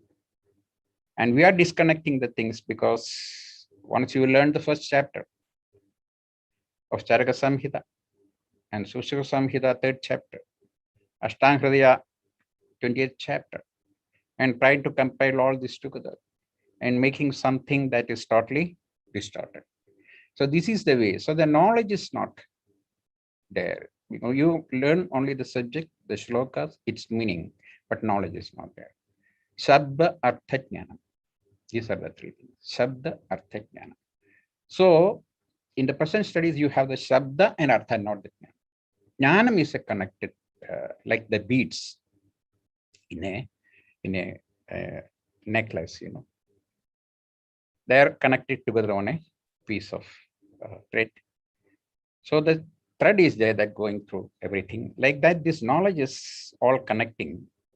And this connecting system is the Darshana. So Darshana is not part of Ayurveda. Darshana is independent of it on its own. Each Shastra is independent, and each Shastra has a method, and each Shastra has a purpose. That is one part. But why this? We call it Indian philosophy, the schools of Indian philosophy. This is not just a philosophy. Shastra, this is a Shastra, not philosophy. So there is an applied aspect of it. If it is just a philosophy, you don't need to accept it. There is an applied aspect. Where it is applied in all your Shastras, all your Kala Vidyas in a different way. There is Pramanas are also taken in Sangeeta Shastra, Vastu Shastra, Jyotish Shastra. In all Shastra, you can find this. So without which a Shastra cannot form. So the background, the very fundamental of each and every Shastra is nothing but Darshana, and especially the knowledge of Pramana. Pramakaranam Pramanam. A snake on the way. We have seen a snake on the way, and that's a Pramana, that is Pratiksha. Chakshush Pratiksha is there. So you believe that there is a snake. But a misapprehension of rope is a snake. There is Pratiksha, and also you got a knowledge there, but it is not true. It's not Brahma. It is Aparma. That's not accepted. So everything that is a subject of your sensual object is not the Pramana. You cannot accept Pramana like that. You have to scrutiny, that is whether it is true or not. So later you come to know that this is only a rope, not the snake. And that is a Pramana, not what you have found first that this is a snake. That impression is wrong. So like that, the entire Shastra is done like that. It has gone through the processing. There is a process. After that, it has got refined and purified and put into the shloka form or the prose or in the Samhita form. So what I want to tell you is that finally, believe in the Shastra. You can question, you can argue, but you should always have a yukti. And that yukti should be based on the Shastra. Even if you use the treatment, whether you have to give Panchakarma, whether you have to give a Vamana or Vasti, you should have clear understanding of Shastra behind it. There are 2 things in them. One is Shastra and other is Tantra. So in Ashtanga, it is very much there in the Sutrasthana when you look at the entire 30 chapters. The first part of it is just the Shastra. The second part is the Tantra. So first you should know the Shastra Jnana, how to use it. Then you apply it, and it should be used in this way. So this connection is brought together, the Shastra and Tantra, by the Pramanas. And that is the role of Pramana. So you take many things, you adapt into your Shastra, the Darshanas. That's one part of it. On the other side, you are using the Pramanas to prove that the Shastra is true. So there are two kinds of application of this Shastra or the Darshanas into our Shastra. One is independently, directly taking things from there and constitute together to form Ayurveda. The second thing is to prove that Ayurveda is true, that you take the Pramanas and prove it. This has been happening there. So these things that Pramanas we have taken or borrowed from the Darshanas, and this has been borrowed mainly from Nyaya Darshana in Ayurveda. Though Nyaya Darshana has 4 Pramanas in it, we have only 3. Yukti is not a Pramana. Yukti is not accepted in the Darshanas. Yukti is accepted only in Shastras like Ayurveda, because these are Prayogika Shastra that you have to apply in, that there is a practical application of the Shastra. Then the Yukti comes. The role of Vaidya is very important. That's why in the Chaturshpada, the first and foremost is the Vaidya, not the medicine, not even the patient. First one is the Vaidya. So Vaidya is the first and foremost in the Chaturshpada. A Vaidya should know the Shastra. Vaidya should have developed the knowledge and he should be able to use it. There are many Vaidyas who are not even studied the Ashtanga Hridaya, those who can practice very well. There are other people who are very good theoreticians who cannot even treat a single disease. Why is this contrast things happening? See, our Shastra has got an ability that even without knowing the depth and details, but just by knowing the yogas or superficial knowledge, you will be able to attend and give a good practice to certain level. That everyone can do. Even in olden times, the Vaidyas, you cannot say that all Vaidyas are great, all are brilliant. There are people who are also not very good, average people. They were practicing. So we have got a facility here that anyone can practice with a simple knowledge, practical knowledge of Ayurveda. This I have experienced it in Dhanurveda also, that is in the Kalaripayat and all. That with little knowledge of marmas that you will be able to fight with a person, and we know. Similarly, you can use this knowledge as a medicine, but that's not enough. You have to go deep into the subject with the study first with the darshanas. At the darshanas, you develop a thought process, and that thought process you have to apply, and that application is called yukti. With that, you get success. So with these few words, I conclude. I think that I have taken a lot of time, and this is the right time to conclude. If any questions are there, I'm here. You can ask the questions. And thank you so much for giving me an opportunity, especially to Dr. Nambi and the team. And many people are known to me there. And everything is in the name of Krishna Kumarji, and that is really appreciable. Thank you so much once again. And welcome to the questions. Thank you. Thank you so much, Vasudevan sir, for sharing your profound knowledge and making this session truly an insightful one. Next is a discussion session, which will be moderated by Om Prakash sir, Assistant Professor, Department of Kriya Sharira. Sir, over to you.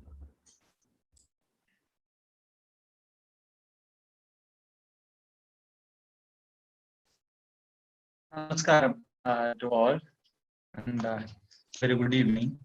It was such a knowledgeable session. Maybe wide concepts were being discussed in a maybe short span of time. So it was really inspirational. Many of sir's statements were really inspirational too. So as the time is very, what we can say, we are very late. We are near to the end. So I just go through the gist. As I said, sir has gone through a wide area of knowledge. I'll just give the points in a nutshell. By the time participants may put your questions or your queries to the chat box by the meantime, or you can ask the questions directly after this, what we can say, my short conclusion. You can unmute yourself and you can ask it directly to the sir. I think it's such a good opportunity to clear your doubts in this area, in the area of Darshana, especially as sir have studied it from the great gurus, and he has that knowledge which many of the academic teachers like us may not be having. So you can openly ask it to the sir, or you can put it into the chat box. Let me go to the briefing of sir's session. In the introductory part, sir was mentioning about different, what we can say, classifications of knowledge. What we can say, it originated from the Vedas, Upavedas, then Chadangas, then what we can say, 18 Shastras, 64 Kalas. So likewise, sir want to say that Ayurveda is not just an independent system, and it is connected to the many, what we can say, other systems or other knowledge traditions, which is having a single root which reaches up to the Vedas. That is what the sir want to say there. And he made a statement like darshanas are not just philosophy, which is a usual take we take, but he says that is a mistake. It's not just philosophy. That is the importance of language and correlation. That he says it's a logical analysis done to prove Shastra is genuine. So that Darshana is taken in a different manner in different systems. As Ayurveda persons will be taking Darshana in its own, what we can say, arena, which may not be the same with Sangeeta or Jyotish Shastra. So, and the different darshanas, 6 darshanas, and their incorporation with Ayurveda. He mentioned it very, very, what we can say, practically, with giving a lot of examples to show how it is getting incorporated. And the importance of method of traditional learning he was talking about, and what we can say, the order where in ancient days we were studying. First we learned Sanskrit, then we will go to Tarka Shastra, and then we will go to the advanced sciences like Ayurveda or any other advanced streams. And he also said that the 3 darshanas which are very important in Ayurvedic studies, they are Nyaya, Vaisheshika, and Sankhya. And he also elaborately discussed its role also. And it was very informative that this Vada Pitta Kapha concepts were taken from Rigveda in this Agnichomiya concept. We may be studying it as points, but I was not knowing much about that. And moreover that, the point of Sabda Dhadu and Sharira from Shukla Yajurveda was also very informative. And I would like to know much more about that. Not today, maybe I'll come to you later, sir. And like Sankhya, the Garbhadana, were very informative. And sir has pointed at a point that lack of faith to lack of confidence, which we are facing a lot nowadays. And the Pramanas, he said that it is the analytical learning of any piece of knowledge, which is a great statement. And he also shown the incapability of modern parameters to provide what we can say, the evidence-based system as Ayurveda to be an evidence-based system. It may not be able to what we can say, prove the subjectivity of Ayurveda. The systems like traditional systems like Ayurveda. And at last, he mentioned that Shastra Drishti is developed from Darshanas. That is an important point, and everything is connected. And a good Vaidya for his success should have three components. That is Shastrajna, Anubhava, and Yukti. That is also another good observation, sir. And ultimately, he said that we must, the world is going, and we must go back to the tradition, and it is high time to revive our tradition and believe in Shastra. This is the nutshell of Sir's session today. And I would like to ask the participants to unmute yourself and ask a few questions if there is any. And let me go to the chat box if there is any questions over there. By the time, if there is any queries, you may raise your hands and ask the questions. Sir, there is a question.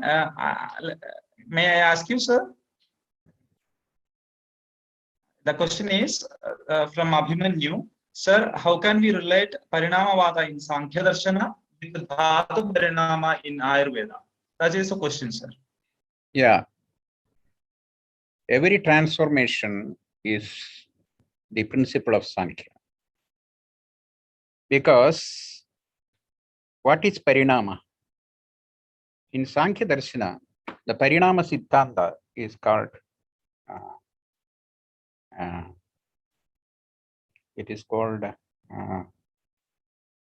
Satkaryavada. I don't know whether you have heard this, Satkaryavada. There are two things, Asatkaryavada and Satkaryavada.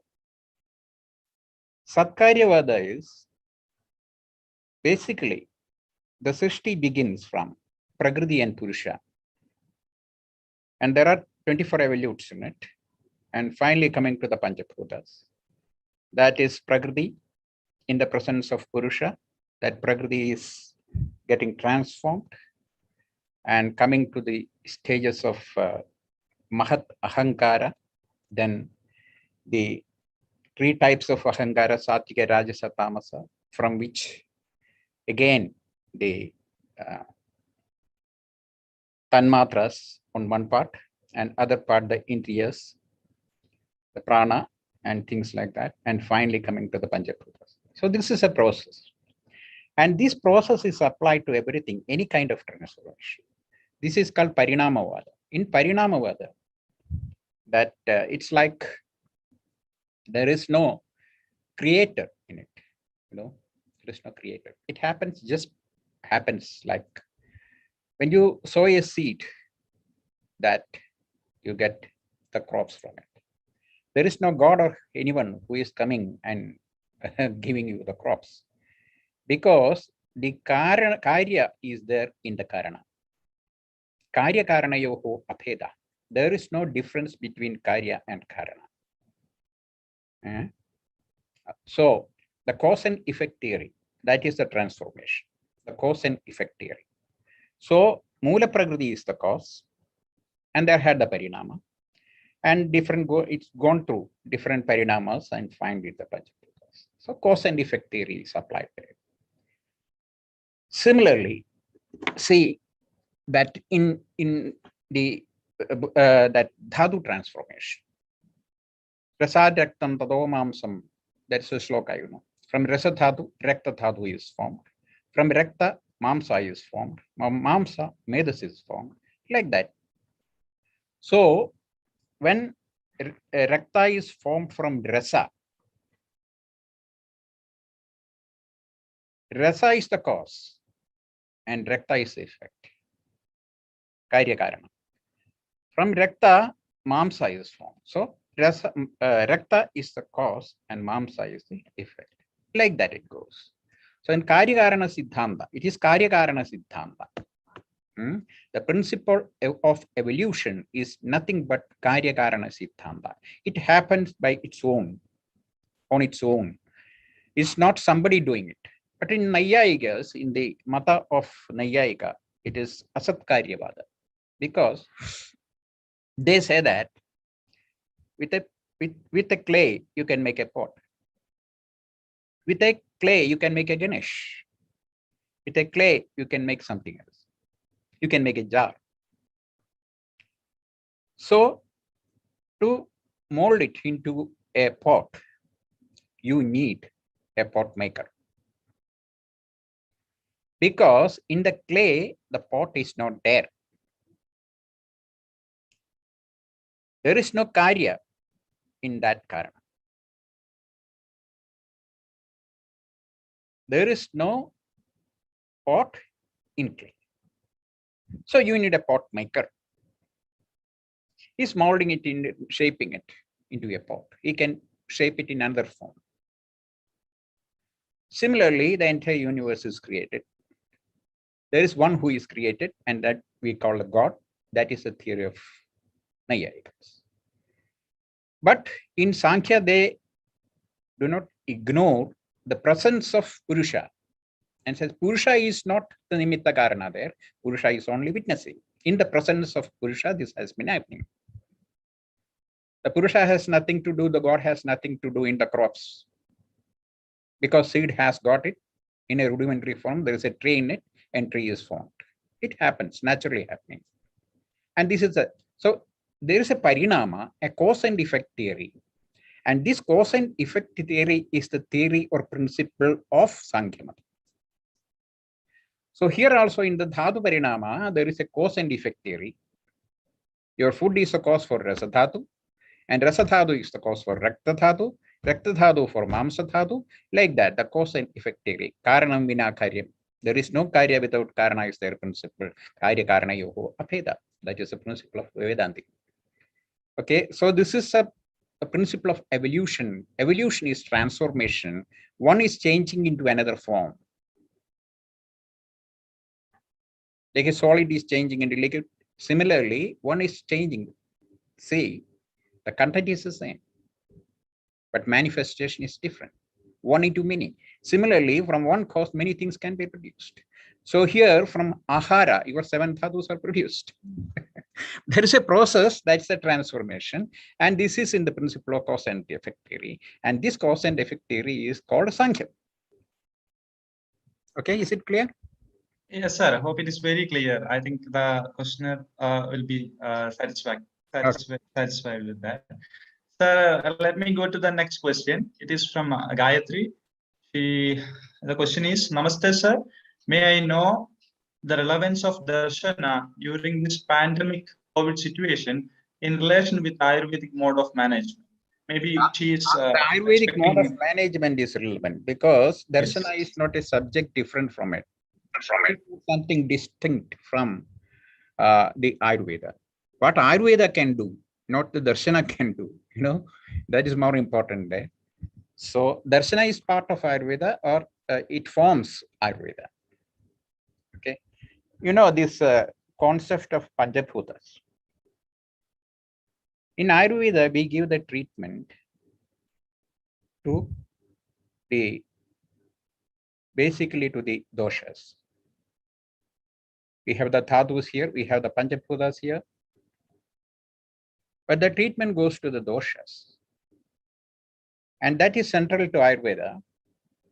And I told that dosha principle we have received from the Rigveda. That's why some people say that Ayurveda is the Upaveda of Rigveda. This principle of Tridosha, the principle of Dravyas, are taken from Rigveda. See, so it's directly connected, and because of the dosha principle, you call it Upaveda. Because dosha principle is directly from the Veda. So there's a new trend today. That is the Panchabhuta Chikitsa. I think you might have heard about it. Panchabhuta Chikitsa. But our Shastras, the Charaka, Sushruta, the Samhitas, they never speak about Panchabhuta Chikitsa. The reason is we don't have a profound knowledge about the relevance of doshas, dhatus, etc. So the thing is that the Panchabhutas together form into doshas.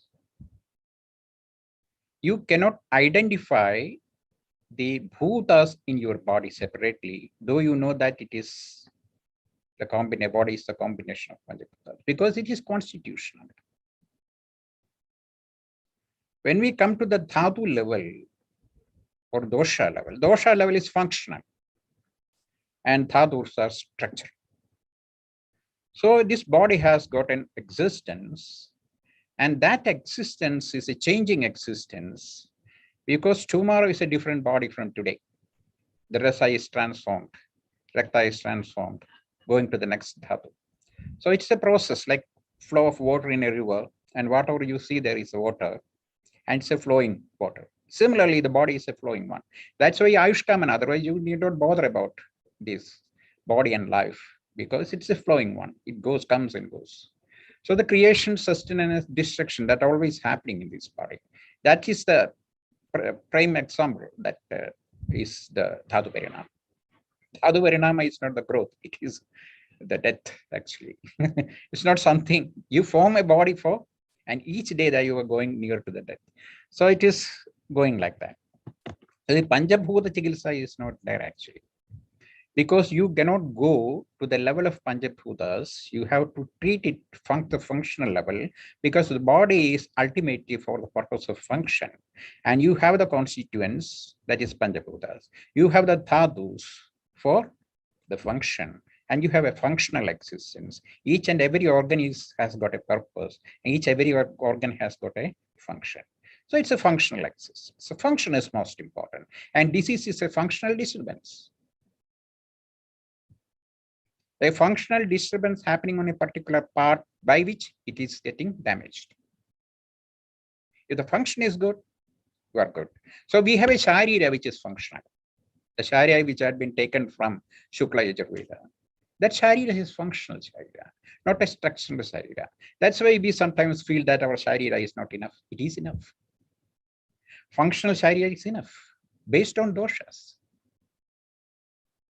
So this Panchabhuta Chikitsa has no relevance, because here also the pramanas come. Many things are karana, like nimitta karana.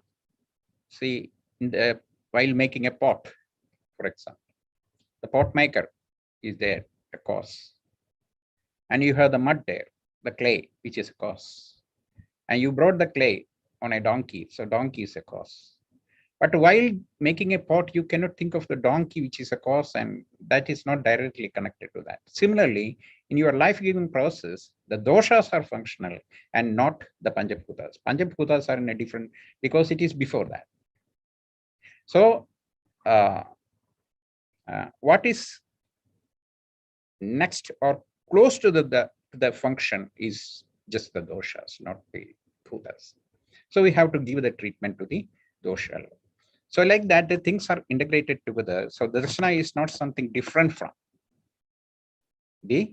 you should not see like that. There is no distinct feeling, because Darshana is implied in the Ayurvedic principle, and Ayurvedic principle nothing but the Darshanas. So it has no specific relevance with the pandemic situation. The pandemic situation, of course, has got a relevance there in the use and prayoga of Ayurveda, of course. And we have to see it and give the treatment of this pandemic situation, depending, not based on what others say. You have to make an analysis of yourself and reflect on yourself at the dosha level and find it out whether it is jwara or whatever. Accordingly, with the lakshanas, you have to give the treatment. So I don't think that it is a big issue, really. And we have enough treatment in Ayurveda. And we do have medicines also here for that our people are giving it. And many people are treating in the Ayurvedic, with the Ayurvedic medicine. See, I'll tell you that people normally ask, is there a medicine in Ayurveda for this disease or that disease? Ayurveda is not basically treating the disease. Disease is only in name. Ayurveda is treating a condition that is a disturbed condition of the function, which you call the dosha. And at certain level, you call it Pandu. In certain other level, you call it Udara. On any other level that you call it in a different name. In any way, the dosha is disturbing the dhatus. Ultimately, the treatment goes like that. Where it is on your body, that is fixed, fit all. Each and every part has got a treatment from your head to toe. Each and every part you got a treatment. So there is no question of whether there is a treatment for this disease or that disease, because one disease in Ayurveda is not just one disease. You take Pandu, for example, we all understand it as an anemic condition, but it is not an anemic condition at all. Sometimes your that hemoglobin will be normal and your Pandutha will still remain. And many diseases can be put into that. Any disease that is mentioned in Ayurveda, like Pandu or Udara, let's see, take a Shobha, for example. There is Charaka in one chapter that will deals with different types of Shobhas in different names. So in that way, there is treatment for everything, even a pandemic situation that we will be able to, because our Shastra has explained all these things. Even Janabada Dhumsuniyam is a big chapter that has relevance there. But the level of destruction is more important. So suppose like a war that has happened, or any other situation that has happened, we cannot. There's a flood, everything is destroyed. There is no point in being healthy, because you will be also washed away and flushed in the water. So there is no point in having. So like that, a pandemic situation that you have a treatment, epidemic, pandemic, in all these things are very clearly discussed in Ayurveda, and everything is taken at a level of doshas, not the level of virus. We are ultimately treating the doshas. Okay. So the question is about the Darshana, but it has no direct relevance in it. It's part Yes, of sir. Ayurveda. So It is very clear, sir. The answer is very clear. Yeah. Sir, may I go to the next question? yeah, sure. There is one more question, sir. I'll ask that too. The question is from Ashmi. She's asking, sir, can you tell the relevance of Nastika Darshanam in Ayurveda? The relevance of Nastika Darshanam in Ayurveda. It has no relevance in Ayurveda. Nastika Darshana is not accepted, because we are dealing with a human body. Not dealing with a human body, Ayurveda is not subject at dealing with the human body. Human life, jiva. When it is jiva, there are two aspects in life. One aspect is the physical aspect, and other aspect is the spiritual aspect, which you call the Atma. So it is said that Shuddhe Shuklartave Sutta Swakarma Klesha Jogodita Garpa Sampatide Yukti Vashal Agneva Aranav. The jiva is coming into a human body and takes the form of the Panjabhutas and start the functioning with the doshas and taking a dosha prakriti. And at that time of death, that this Atma is leaving this body. So when you consider that, the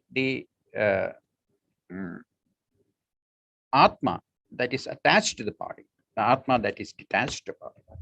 When it is attached, you take birth. When it is detached, then you die. So body has nothing to do in, because it is Bhuta. It looks alive when Atma is in association with the body. So in that context, the Atma should be considered, and we have the 6 darshanas that are Astika Darshana, where Atma is very much discussed. If you don't discuss Atma, you are a Charvaka, and there is only one Pramana in it. With one Pramana, you cannot prove any of this. How can you prove the subtle aspects, the invisible aspects, the unknown aspects? How do you know the Atma is Nitya when Atma is not accepted by you? So that has no relevance. And this Nastika Darshana was not there before. And it has come in a later period as a Darshana. Before it was not called a Darshana. Bauddha is Bauddha, and it was not Darshana before. It's Bauddha Mata. It's a Mata. That's all. And Darshana came later. So there are still more Darshanas. Jaina Darshana is there, that is again, and Ajvika Darshana is there. And many different types of, but those Darshanas have vanished long back. They are not there. But Bauddha Darshana is there. But this Astika, only Astika Darshana is relevant in Ayurveda. Otherwise, you cannot prove it with any of the pramanas.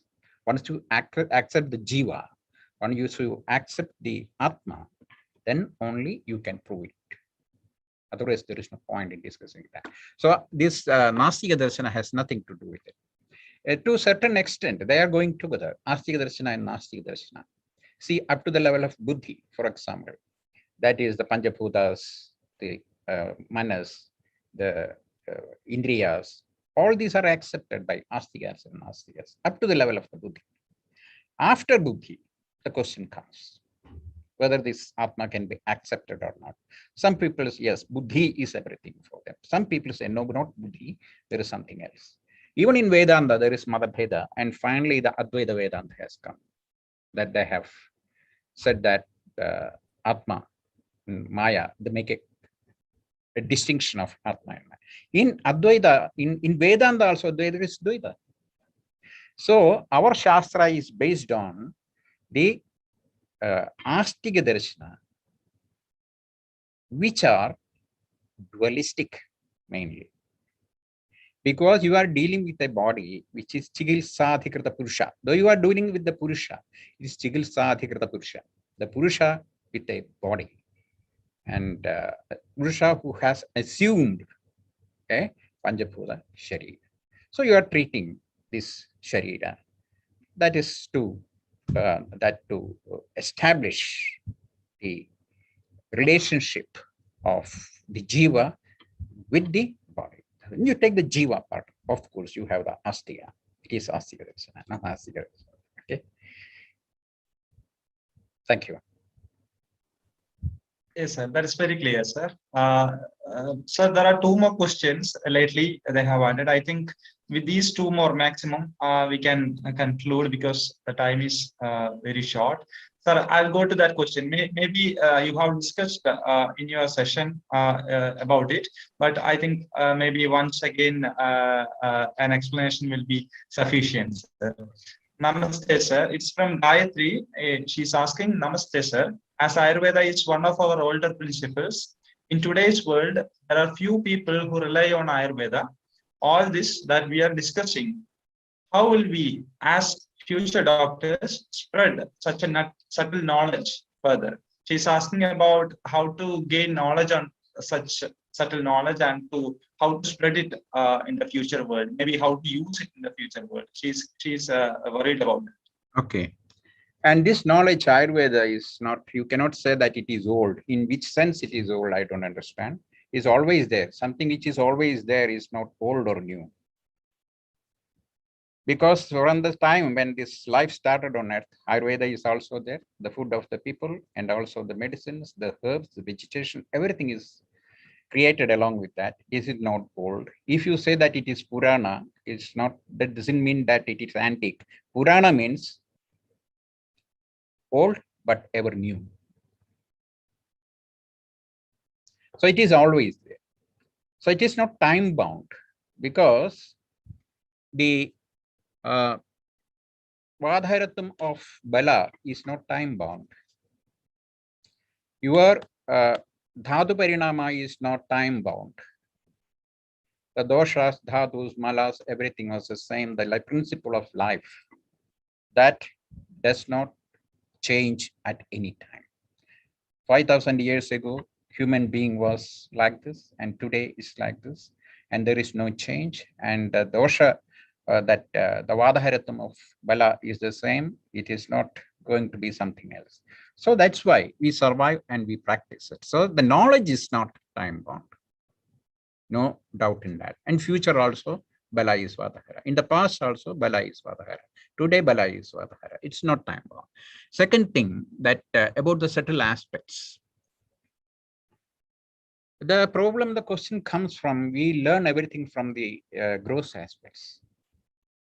That's our education actually from the very beginning, that in the academic standards, we learn things that are objective,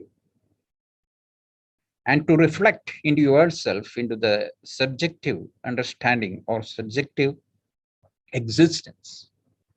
We should reflect in ourselves, and for which we need the study of Darshana, which I very well explained.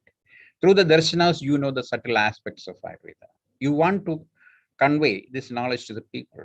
It is possible that you can convey it, the subtle aspects, people will understand it. Because my experience is like that. Even people ask me about the subtle aspects, how this Ayurveda is working, and how this, what is your theory about this? People ask these questions. We can very well explain. But the thing is that this knowledge of Pramana or knowledge of Shastra is not only, or Darshana is not only in the Shastra. It reflects. Like that, you know, some people, they will have some kind of intuition that works. I told about the yukti. You have a yukti in some case that this is the medicine to be given, you have a yukti. Another person will have a different yukti. Both may be correct, probably. Both will work. That's the thing. Then you see that some people got an intuition. We call it intuition. The intuition is not intuition, actually. This is not something that they have a kind of siddhi, a special power that developed in certain kind of application or understanding. It's not that. This siddhi is actually the knowledge, your profound understanding and knowledge and realization about the pramanas and darshanas. When you have learned darshanas, everything you look at through the glass of pramanas. Anything appears, when you are in conversation with somebody, then the pramanas will reflect in you. And you will have a different perception on that. In all walks of your life, in all aspects of your life, this pramana will reflect. That makes a big transformation and changes in you. So that it is necessary to study the Tarkashastra, basically the Sanskrit. This is what we are missing today. A profound knowledge of Sanskrit is required because all these texts are written in Sanskrit and a lot of things are misinterpreted with wrong words and wrong meanings. And we don't know the actuals. And nobody knows the Sarvanga Sundari. Many people learn the text and the English translation that it's the interpretation of the translator. That may not be true. I find a lot of mistakes in it. So these things are happening. So a true understanding is not happening. When you say that Pitta is bile, it is finished. When you say that Arbuda is cancer, it is finished. When you call that heart is, Hridaya is heart, it is finished. No, each one has to be explained. See, the Vada Pitta Kapha are explained in the whole 120 chapters of Ashtanga, I told you, know. But in shlokas, in the first chapter itself, there is a shloka that mentioning about Vada Pitta Kapha, and we believe that with that, we have learned what is Vada. It is not. It gives you an idea to start with, the learning of what is Vada. It's only a simple explanation to understand to start with. This is the point which you have to elaborate. And that the various chapters, go through the various chapters like that. So that even the subtle aspects of mind, see the subtle aspects of mind you can learn. That I have seen that the Yoga Sutra, I have learned it, the Patanjali Yoga Sutra with Vyasa Bhashya and Puja Kritti. I have seen that this is the book which I have seen that discussing about the aspects of mind, human psychology. I have never seen a book like this. So you know that the importance, the relevance of mind, and most people are now not able to treat the Manasika Roga because with the understanding of the Western influence of studies that we understand it is brain. It's not brain. We have a Samprapti in Unmada, it starts from the apana. And this samprapti, the process of vitiation is starting from the apana vayu, which moves upward and disturbing and each and every vata and finally coming to the head udana, the returns. And there you get the Devi, Brahma, Sattu, Pariplavascha, Paryagura, Drishti, all these elections you find. But you consider that it is on the head. we are not treating the area where it is manifested. You are considering the root of it and giving to the root. Instead of a Shiravasti, the treatment would be perhaps a Vasti or Virechana, from where we have to start, that attending the root cause. So each disease had two extremes. One is the root and other is the manifest, and manifest and root to be treated simultaneously. If we can't do that, we are in the line of allopathy. If you are just taking cancer as a disease, you are in the line of allopathy. Worse, suppose there is a pain at the back, you have to consider from where it has come. It could be a muscle pain. It could be due to Nirarakam, that you have the phlegm accumulation in your head and nasal polyps. And most sciatic cases are treated for nasal polyps, sinusitis. And you can get it from a fistula or anus piles. So from where it is, you cannot just consider pain a painkiller. Like that, you cannot give a treatment of cancer or diabetic. Diabetic has sometimes no connection with prameha. When there is a mutra dosha only, it is called prameha. So like that, so the subtle aspects that we are able to, because we have to start from the very beginning, the studies. And if you go through the process, then you come to a stage in which you can explain it in any way. Because it is all inclusive, the subtle aspect, the gross aspect, everything inclusive.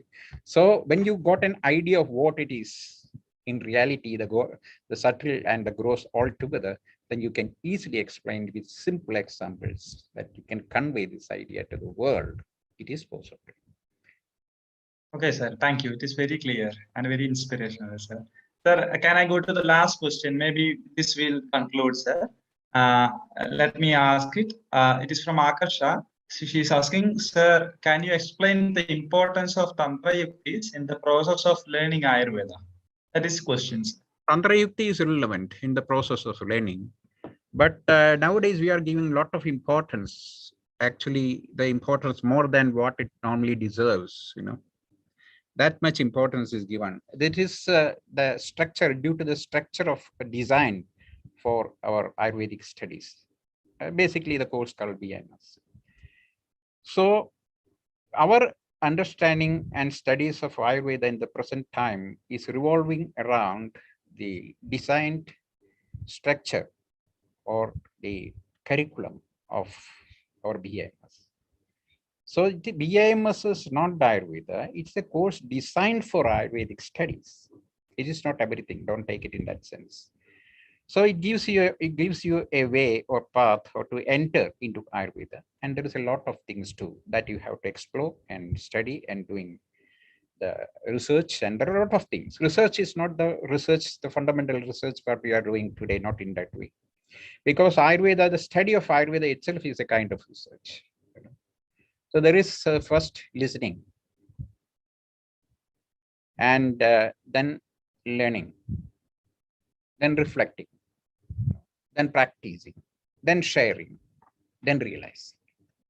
So in that process, everything is there, research is there. You do a lot of research.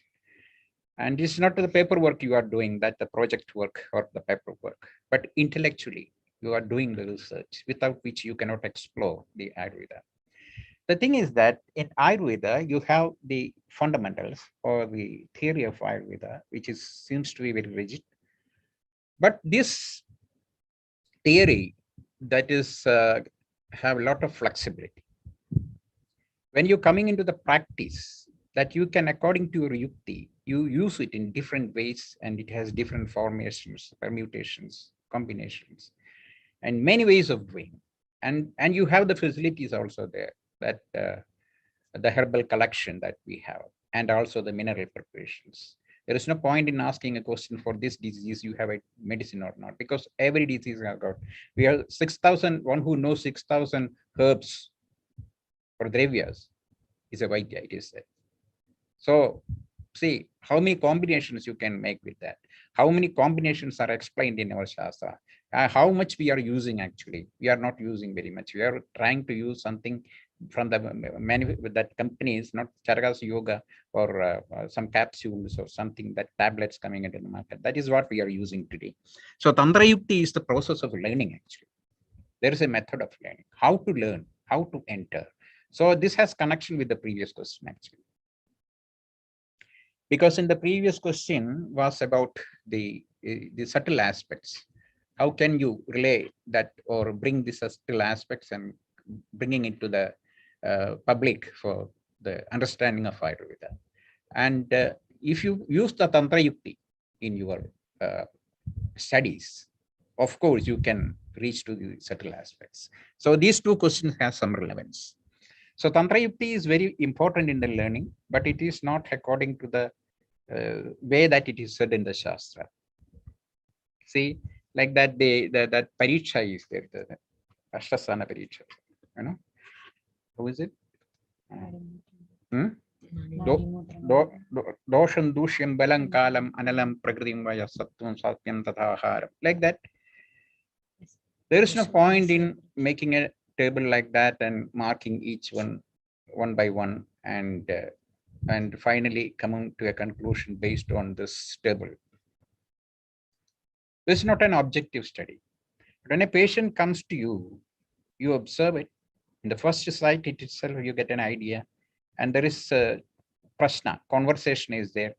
Pratyaksha, and then, sorry. Darshana Sparshana Prashnehi Paricheda Jaroginam. What you are really examining there with the Darshana Sparshana and Prashna. It's not just asking some questions. It's not just looking at the person. What you are examining there in Darshana about the dosha. And your questions are relevant. What relevance it has got? It has some relevance with the dosha kopa. So you must have an idea inside first, and accordingly the questions comes up. And sparshana, what your sparshana? Sparshana is today is Nadi Parisha. It is not. See our text, what Acharya said. And what about the Vyakhyana? They say that Gurutva, Laghutva, hardness, softness, these kind of things are, and Shita, Ushna, these are the things that you know from Sparshana.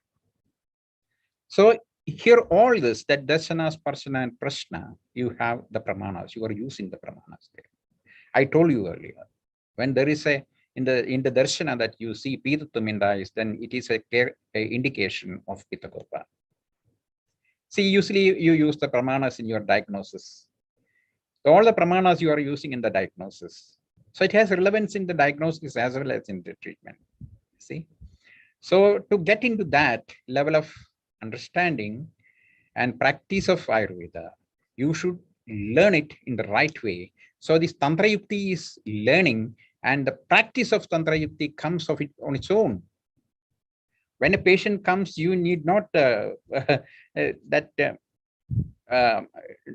objectively, that objective analysis of dosha, dusha, kala, bala. You don't need to do that. In the first sight with conversation, you get all this. Just in a few seconds, as a flash, everything comes to your brain. So in the same way that Tantra Yukti is in the learning process, that it should be learned like this. But you need not follow the procedure as it is, because it's reflecting. All these Tantra is reflecting. So when a patient comes to you, dosha, desha, kala, bala, everything is reflecting in you. So it's a combined process. So understand that Tantra Yukti is good for the learning, but in practice, it should reflect. It has a lot of relevance in the studies. There is a procedure that explained to you, and this is that. See, many things are explained in that way, because you should have a basic understanding to use it. So to get a clear understanding of the Shastra, you have to follow the Tantra Yukti. Okay? Thank you. Yes, sir. It is very clear, sir. It's very clear. The answer is very clear, sir. Any more questions? So I don't think there is more questions, sir. I hope that is yours. The question not here, you can ask someone. Yes. If there is any more question, you may ask. You can unmute and ask a question. Yes, anybody, you may ask, please.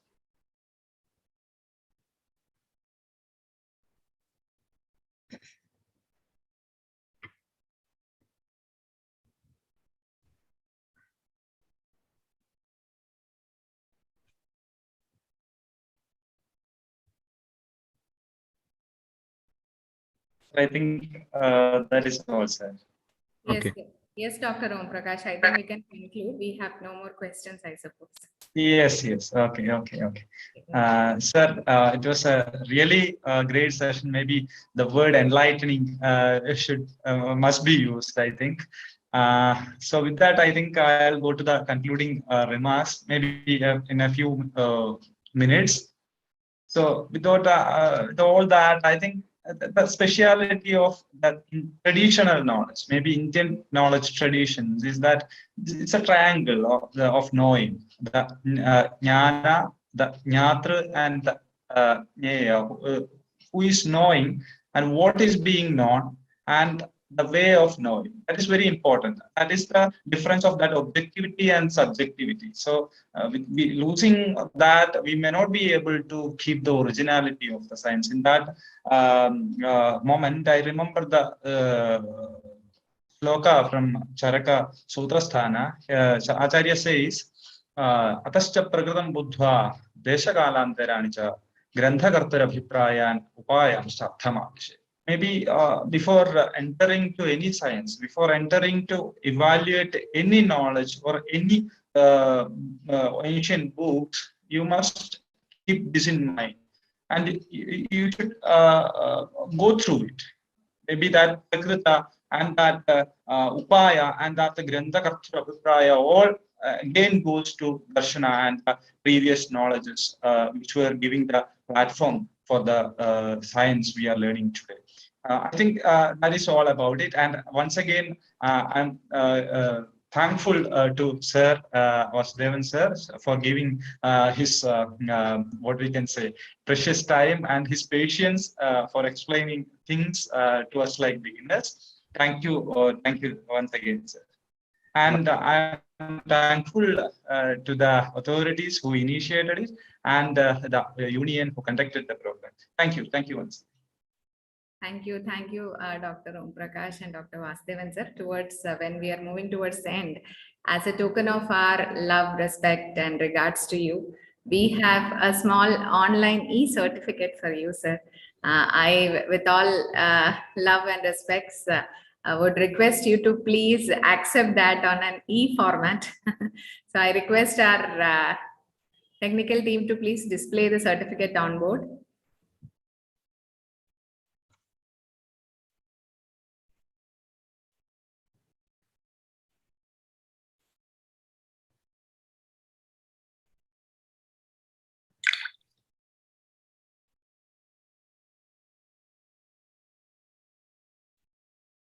So this is a small token of our appreciation, gratitude to you, dear Vasudevan sir.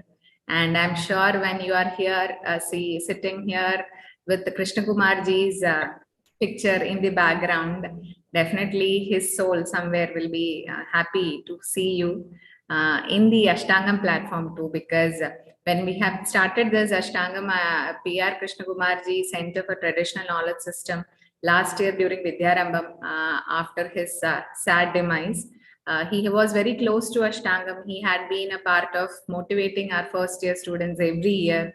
Unfortunately, the last 2020, he couldn't come. He had promised to be here. That did not happen and he left us. But I'm sure the values that he has always put forward within all of us, basically as a guru, as a mentor, is always with us. And I'm sure when very coincidentally, when you, Ram Manohar sir and Shashidharan sir, all of you are also related to AVP in one or the other way, who are coming to the talks too.